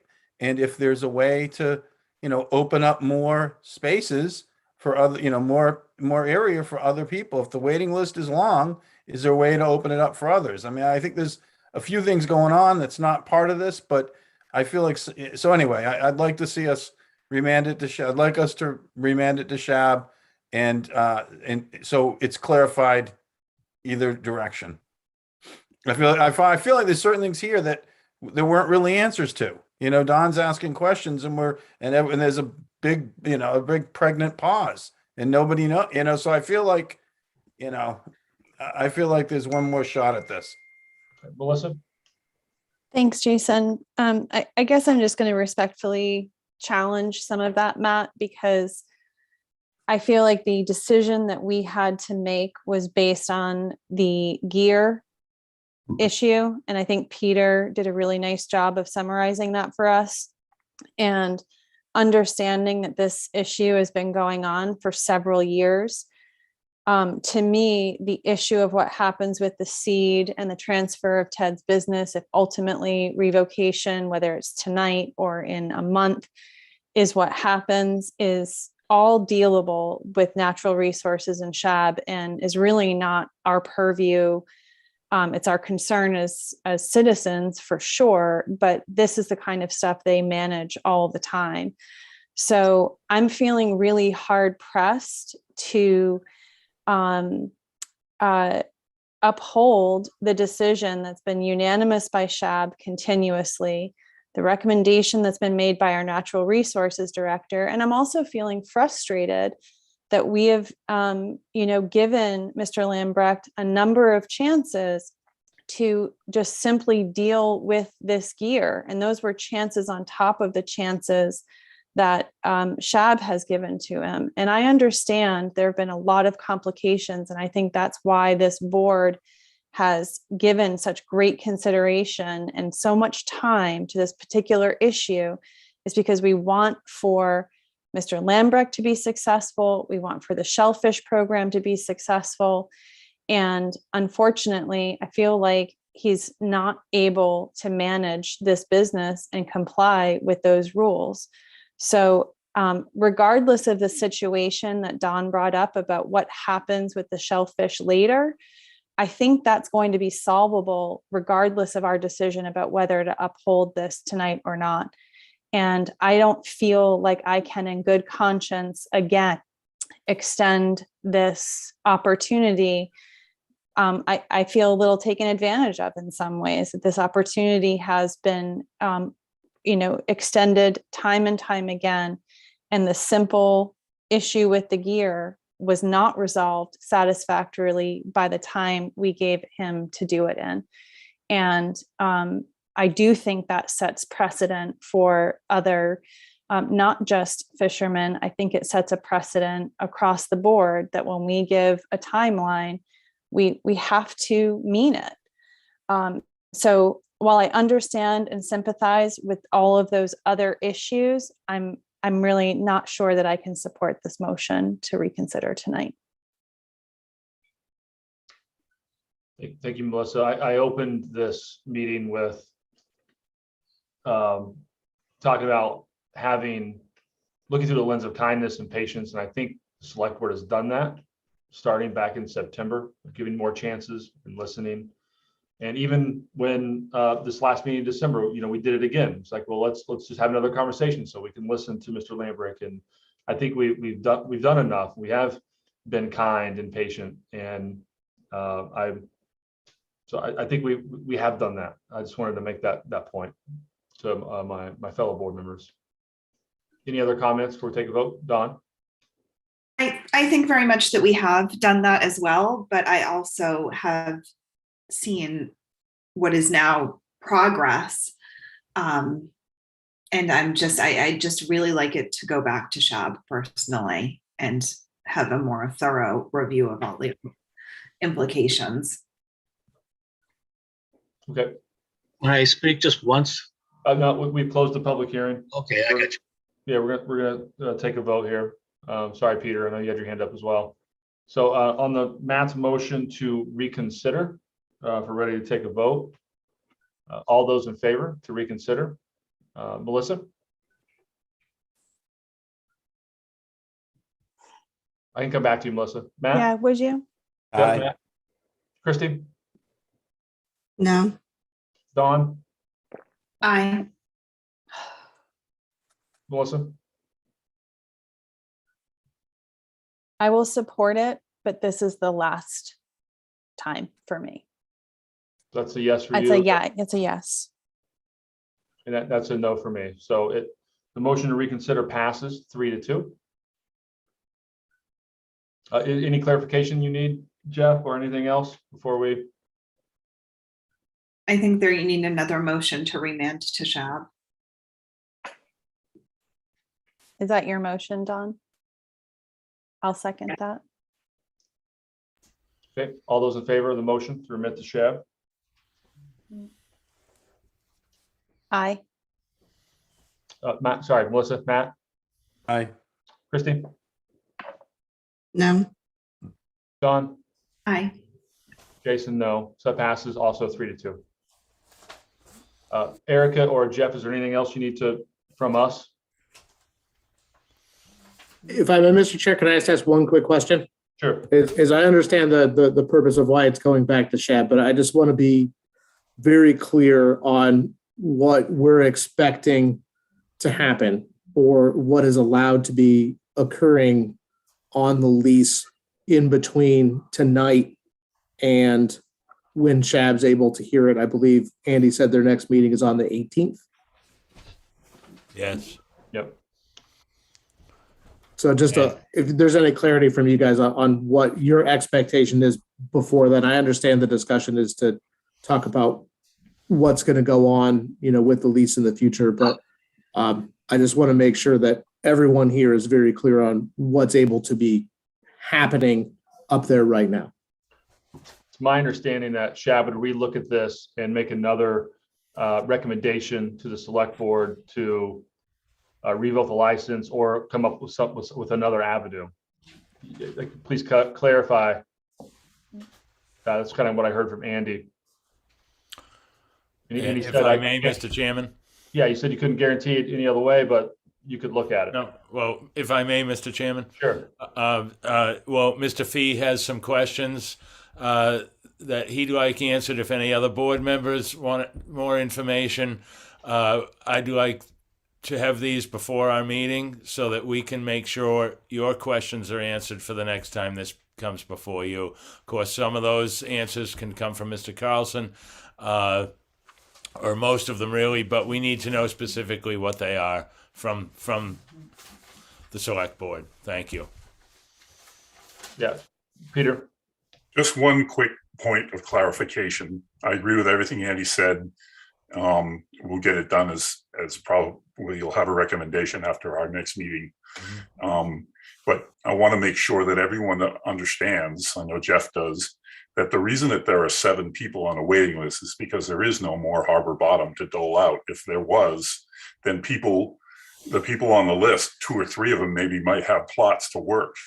It's a, you know, I've been on the board for 9 years now, maybe, and covered it for the papers.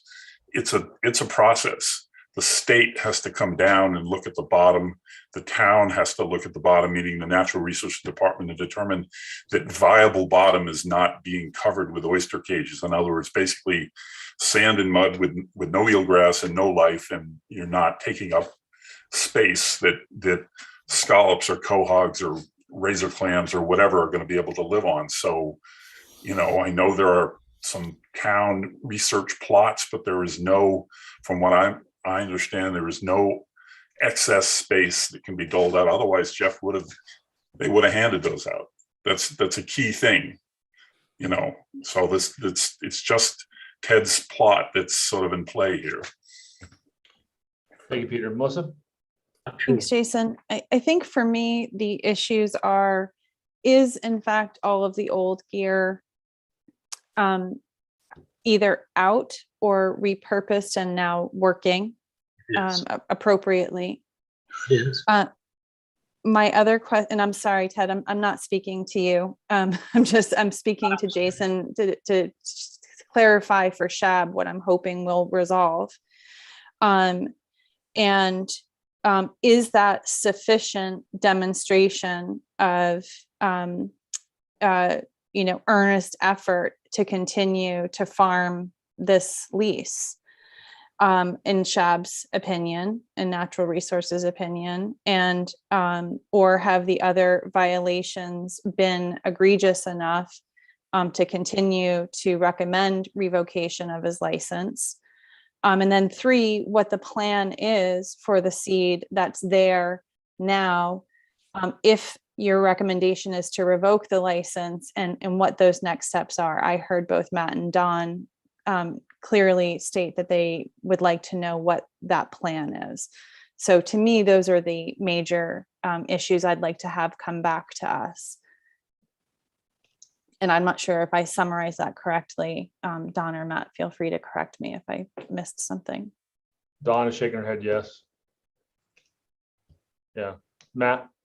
And my other question, what % of the site is he currently using? Is he using all of the site? You know, is the old gear up? You know, I agree with Melissa about earnest effort. You know, what % of the site is he using? And is there a path forward? You know, maybe it's not a path forward for 10 or 20 years. Is there a path forward for a few years with the whole site, with part of the site? It seems to me, I sense that there's a path here that will work for the island, will work for Ted, and will work for someone else. You know, at least one person, maybe a couple people on the waiting list. I feel like it's there if we are not, if we can get past sort of where we are now, and so that's why I'm asking for it to be remanded, is to work a little more on that. Peter and Andy, do you feel? Yeah, we can send this to you in an email as well. If Melissa and Matt could send that out, if that would help. Mr. Chairman, seeing as we don't have any paid staff, Mr. Brace does a remarkable job as secretary, but if you could note things down and get it emailed over so the entire board can see that, that would be wonderful. Thank you. Yeah, if that works, Matt and Melissa can send that to Jeff or to the board, whatever's the best way. I don't think we'll put this on the agenda until we feel very comfortable that everything is buttoned up and ready, and this won't continue for another year. Jeff, did you have any last? Yeah, I was just gonna say, I appreciate the time and the thoughts that you guys just provided. And if it's helpful, I think maybe, we'll sharpen the pencils at Natural Resources and try to come up with some creative options for SHAB to go through too, with a whole host of options, whether it's through, revocation or transfer or some way to try to creatively make it work. We'll put our collective heads together and try to come up with some good options for SHAB to review, to bring to you guys. Thank you, Jeff. Okay, thank you, everyone. Thank you, Mr. Lambert. Thank you, Andy and Peter. You all have a good one. Good night. Okay. Town managers report. Two things. I did not have a chance due to the holidays to prepare an official report. I wanted to let you know two things. Number one, we have hired a park and rec manager, Charlie Palaki. He was sort of introduced by social media today, and at some point he'll come on to a meeting and we'll introduce him. He started on the 27th of December, and we're really looking forward to working with him. Secondly, I wanted to show you something that I received in the mail yesterday. It is a small plaque commemorating the christening of the USS Nantucket.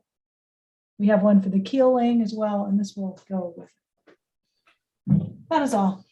Kind of looks like the size of a brick. Maybe we could put it in one of our It's buildings or something. actually kind of heavy. Mhm. Okay, so select board reports and comments. Continue to review potential votes on select board sponsored 2022 annual town meeting warrant articles. So if I might review this with you, there in your packet, there's an outline number 7 for the warrant articles that have been discussed so far and the status of them. There is a draft warrant underway to be developed, which I should have ready for your meeting next week.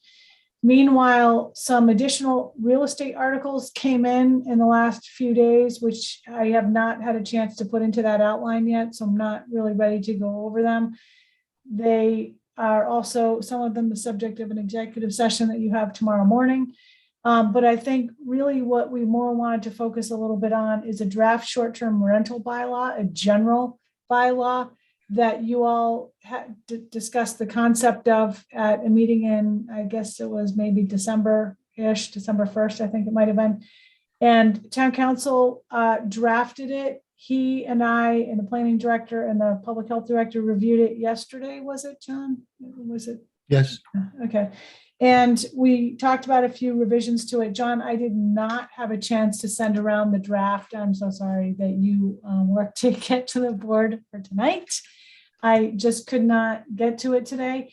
But so actually, Erica, I can try to find it and email it to you right now to share screen of it so that we can go quickly, maybe go over it. And so this is an updated one, not the one that's already in the packet? It's not the one that's already in the packet. So if you can just stand by for a moment, I can email it to you right now.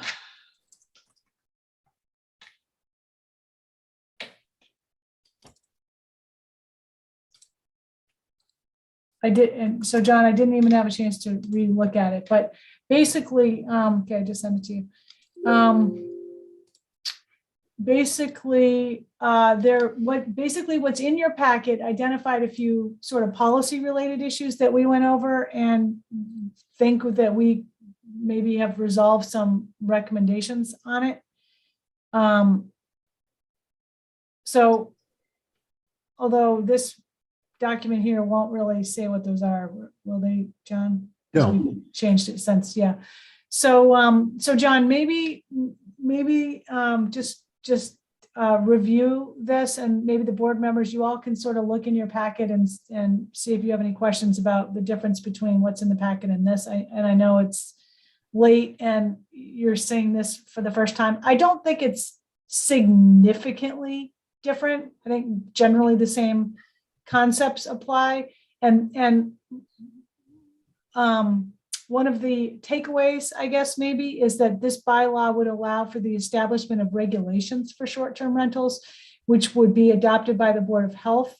And what we discussed in our meeting yesterday was having those regulations adopted by the Board of Health contingent upon approval by the Select Board so that you all have some input into them. So, Libby, if I may, Yeah, sure. the major changes in the bylaw from what was in the packet is we decided that from a resources standpoint that it would make more sense for this to be enforced by the Board of Health, and that the Board of Health would enact regulations, and those regulations would be subject to the approval of the Select Board, that would go into the detail about application fees, how to address nuisances, and that kind of thing. And so that would not occur unless and until this bylaw was adopted at town meeting and approved.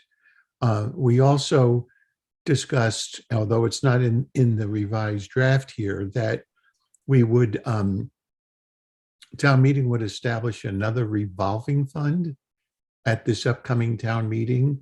And into that revolving fund, we would place the registration fees, and that those fees would then be used to administer the registration program and potentially include the hiring of additional staff at a minimum during the summer in order to inspect and enforce the requirements of the registration. And those are the two main differences between what was in your packet and the revised draft that's now in a warrant article format.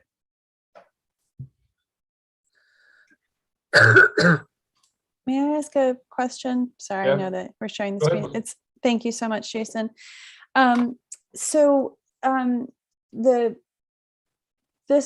This licensing resting with the Board of Health, would it not be more appropriate that it rests with the Department of Health and Human Services because it's an administrative function? I mean, the Board of Health doesn't really oversee licenses and inspections. So I'm a little confused why it would rest with the Board of Health, but it may be 9:15. So just be gentle with me. In that instance, and John, you can correct me, it would be the health department.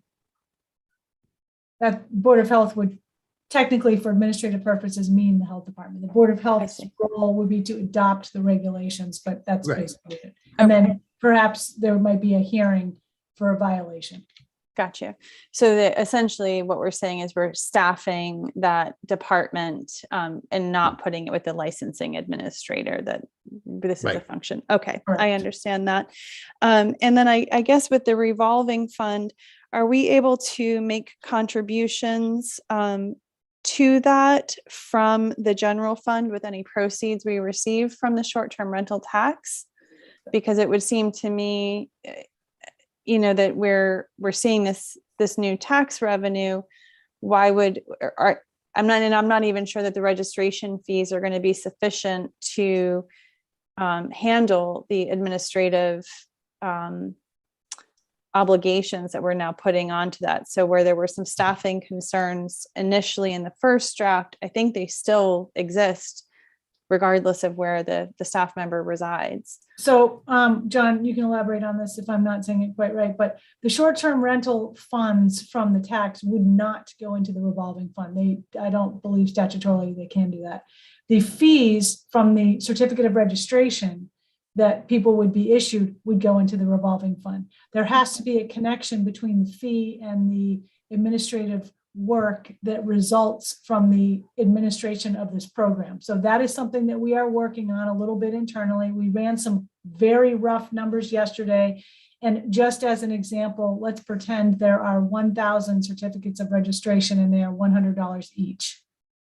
We think that should be sufficient amount of money, $100,000, to administer the program. But we are reviewing some features of a potential program. For example, some towns have engaged a firm to track down the short-term rentals, get a list, communicate with the people, things like that. Our role, if we were to do something like that, would mostly be enforcement. And there could be police issues, there could be health department administrative issues. Maybe we need to hire a seasonal inspector of some kind. But initially, I think we were thinking that it wouldn't necessarily be a overly burdensome additional function. Okay. Jason, I had a few more questions through. Is it okay if I continue? Thank you. I think it was section C where the operators required to maintain a log. And I was just curious how we came up with a date of 6 years to keep that log. So actually, Melissa, we have deleted that provision. The 6 years was key towards the public records law, but I think we decided yesterday that we will have sufficient information in the health department as to the numbers of certificates of registration that have actually been issued, and that there was no need to have a separate log and no need to post that on the website. Okay. I'm actually not sure if I'm supposed to be asking these questions now that I think about it. Because I probably can't vote on this. So I'm going to stop asking questions and recuse myself and turn off my camera. Yeah, I was feeling like I needed to be recused.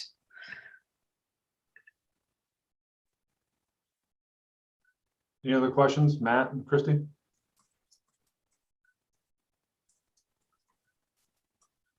Go ahead, Matt. Yeah. I'm glad that Melissa was asking questions. That's number one. I think, what discretion does the Board of Health have? Like, if we go into this, can they determine who can do it and where they can do it or anything else? Or is this basically saying you're allowed to do it wherever you want as long as you fill in a form? That's correct, Matt. So this is a registration bylaw. You have to apply for and obtain a certificate of registration. There may be a zoning bylaw. You had a presentation from Andrew on that would regulate the use, where it can occur, and under what circumstances. This is strictly a registration bylaw. It allows for, or I should say, it provides for inspection of units by the health department. But once you pay the fee, and assuming you're complying with all the regulations, then you go back the next year and get a renewal of the certificate. There's a whole process in here for revocation of a certificate for repeated violations, and that will rest with the Board of Health to hold that hearing.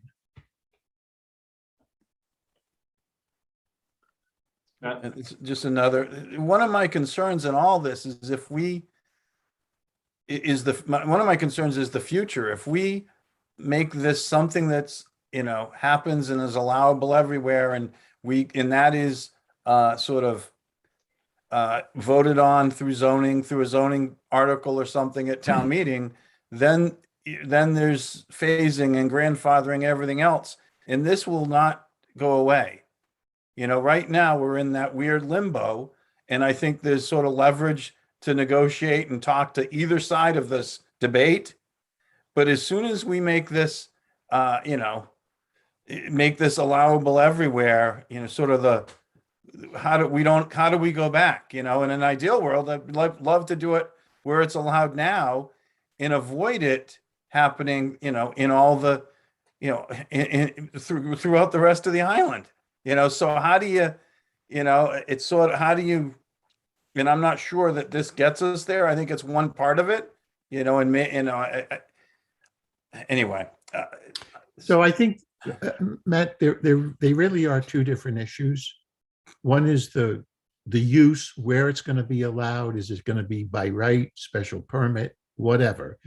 And that's, I think your concerns there are properly addressed, when you deal with that zoning bylaw. This is simply a general bylaw that requires people to submit a certificate of registration if they're engaging in short-term rentals of more than 14 days a year.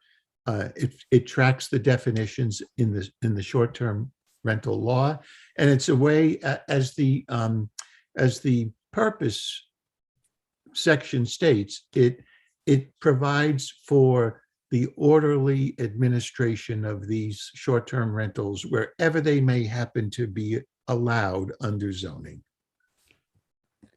So John, let's say, what if somebody doesn't sign up? It doesn't declare that they're doing this. I know some places do it through, you have to attest on your, when you pay your taxes or under pains of perjury, whether you did it or you didn't do it. And certain, like, I think San Diego, they just assume it's happening unless you sign that it isn't. A family member is there, or someone else, or you didn't rent. You rented for over 30 days, or a family member was there, or you didn't rent. You have to attest something. And so then if people are sort of being devious, then they've sort of done something you're not supposed to do. They're lying on their taxes. There's some teeth to that. Are there teeth to this in the same manner? I would say yes, Matt. There's a very robust enforcement section in this bylaw, and you have to remember there's a state registry that people are required to register, and so the town can always compare your certificates of registration against the state registry, and if somebody is renting their house on a short-term rental basis without registering, that's a violation of this bylaw. It can be enforced through non-criminal disposition. Believe it or not, the town can go to court and assess a civil penalty of up to $5,000 for violating the bylaw. And we can always seek injunctive relief to shut someone down if they're not complying. Thank you, John. Are we okay to go to the public? Brooke Moore has her hand up.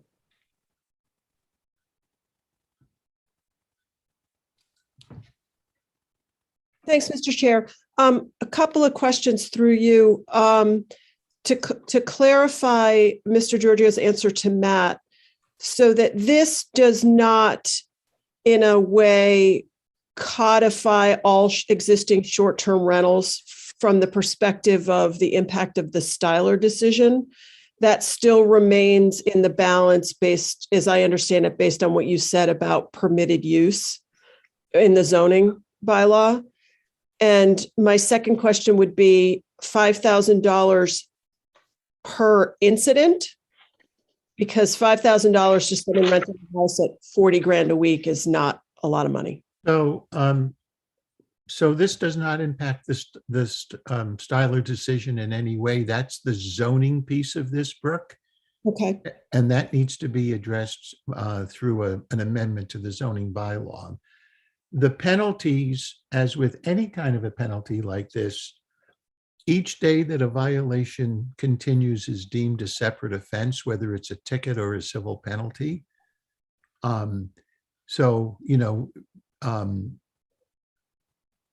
So it's per violation per day. Great, thank you. So that can really add up, obviously, because you can have multiple violations. Thank you, Brooke. Christy? Thank you. And I'm just wondering, is this something that we're just reviewing tonight, or you need a vote on at tonight's meeting? We're just reviewing it with you. Just reviewing, yeah. Okay, thank you. Yeah, Christy, this was too new in the packet. We didn't have it enough. This is just, we're taking the opportunity because Mr. Giorgio's here, and we'll have more time to look at it in following weeks. Perfect, thank you. Matt, Christy, any other questions, or Libby, anything else you wanted to go over on this? No, I just want to review with you that, again, next week I should have a more of a draft actual warrant for you based on these outlines that we've been going over for the past couple of months. And you are scheduled to adopt the town meeting and election warrants on the 26th of January. Okay, so we have 2 more meetings with maybe 3 more meetings, but we'd like to have a lot of it figured out in the next 2 meetings so we can just adopt it, not have to ask for more information. And yeah, okay. Anything else, Libby, outside of this? Nope. Any other questions from board members? Okay. Sorry, Christy, do you have something? Oh, no, I just said no. I was all set. Okay. Select board comments? Anything? Committee reports? Okay. Is There a are motion? none. I'll make a motion to adjourn. Second. All those in favor? Melissa? Aye. Matt? Aye. Christy? Aye. Don? Aye. Jason, aye. Thank you, everyone. Thank you, John. See you in the morning. Thanks, Libby.